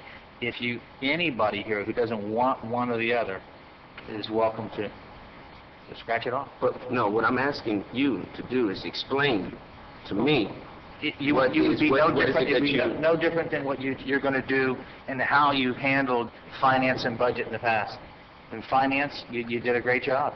In your first 2 years, you got involved, and when there were issues, when things came up, you worked on them and you brought those things back to council. So instead of council waiting or me to appoint somebody on every issue that may come up, whether I'm here or not, you're already here and you'll know that you'll handle finance issues, whatever comes up. I tried to accomplish, as we've done in the past and other mayors have done, every single department within the city. Okay, because I had solid waste before, and I don't see that on here at all. I don't you had see. solid waste I had before?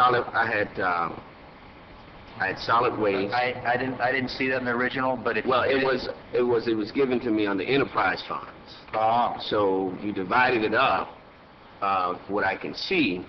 Would you like to have that back? I don't care what you give me, Mayor. It doesn't matter. I'm gonna work regardless. But what I'm saying is, you divided enterprise funds up. So if that is part of the enterprise fund, then they're left out as a liaison. So I'm not sure. So I'm asking you to explain to me. Yeah, I think enterprise funds are the 5 enterprise funds we have. I think it's better that we diversify them. I don't have a problem with that, but I'm just saying you left some out.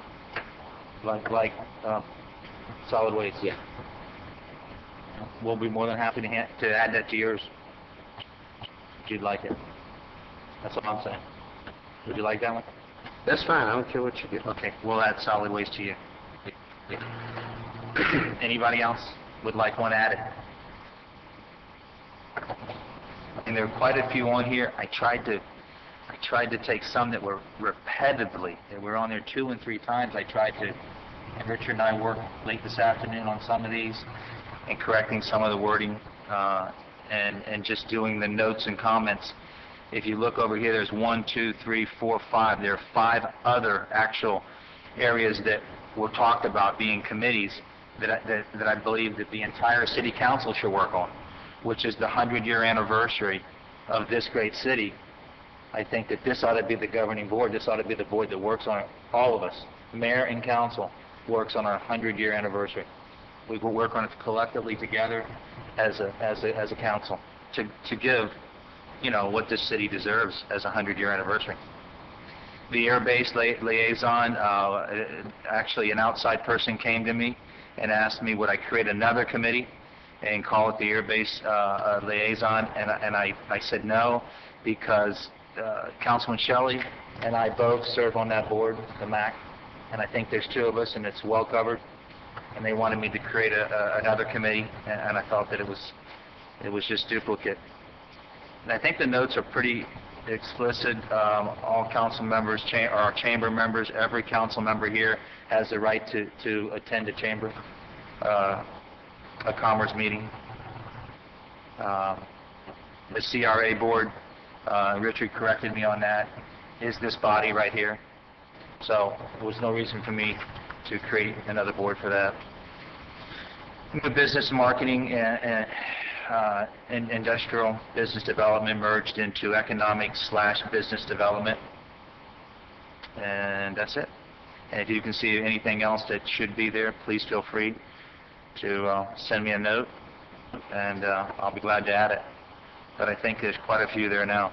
And I think, Mr. Mayor, what we had discussed, for instance, for the Public Art Committee, the mayor has the ability to appoint the chair of these citizens committees, but I think what you had talked about was, for instance, that Mr. Vice Mayor is the liaison to that committee, that you were looking for a recommendation from him as to who would be the chair of that committee. Go on and find After who you think would be attend your first meeting and get a recommendation. You do it, bring it back, and then I'll dub it.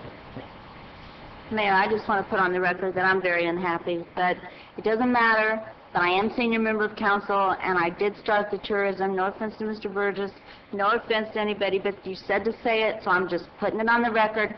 No debate, no discussion. That's okay. I'm not happy. When people wrote in, I read what they wrote, and I served it up. I mean, I can't even remember what I wrote.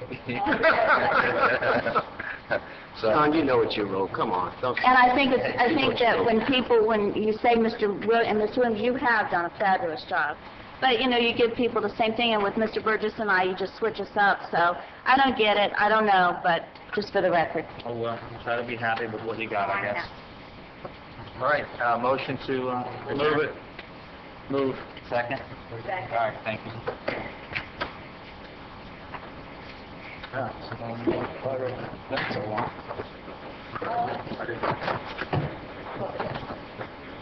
Can't make everybody happy.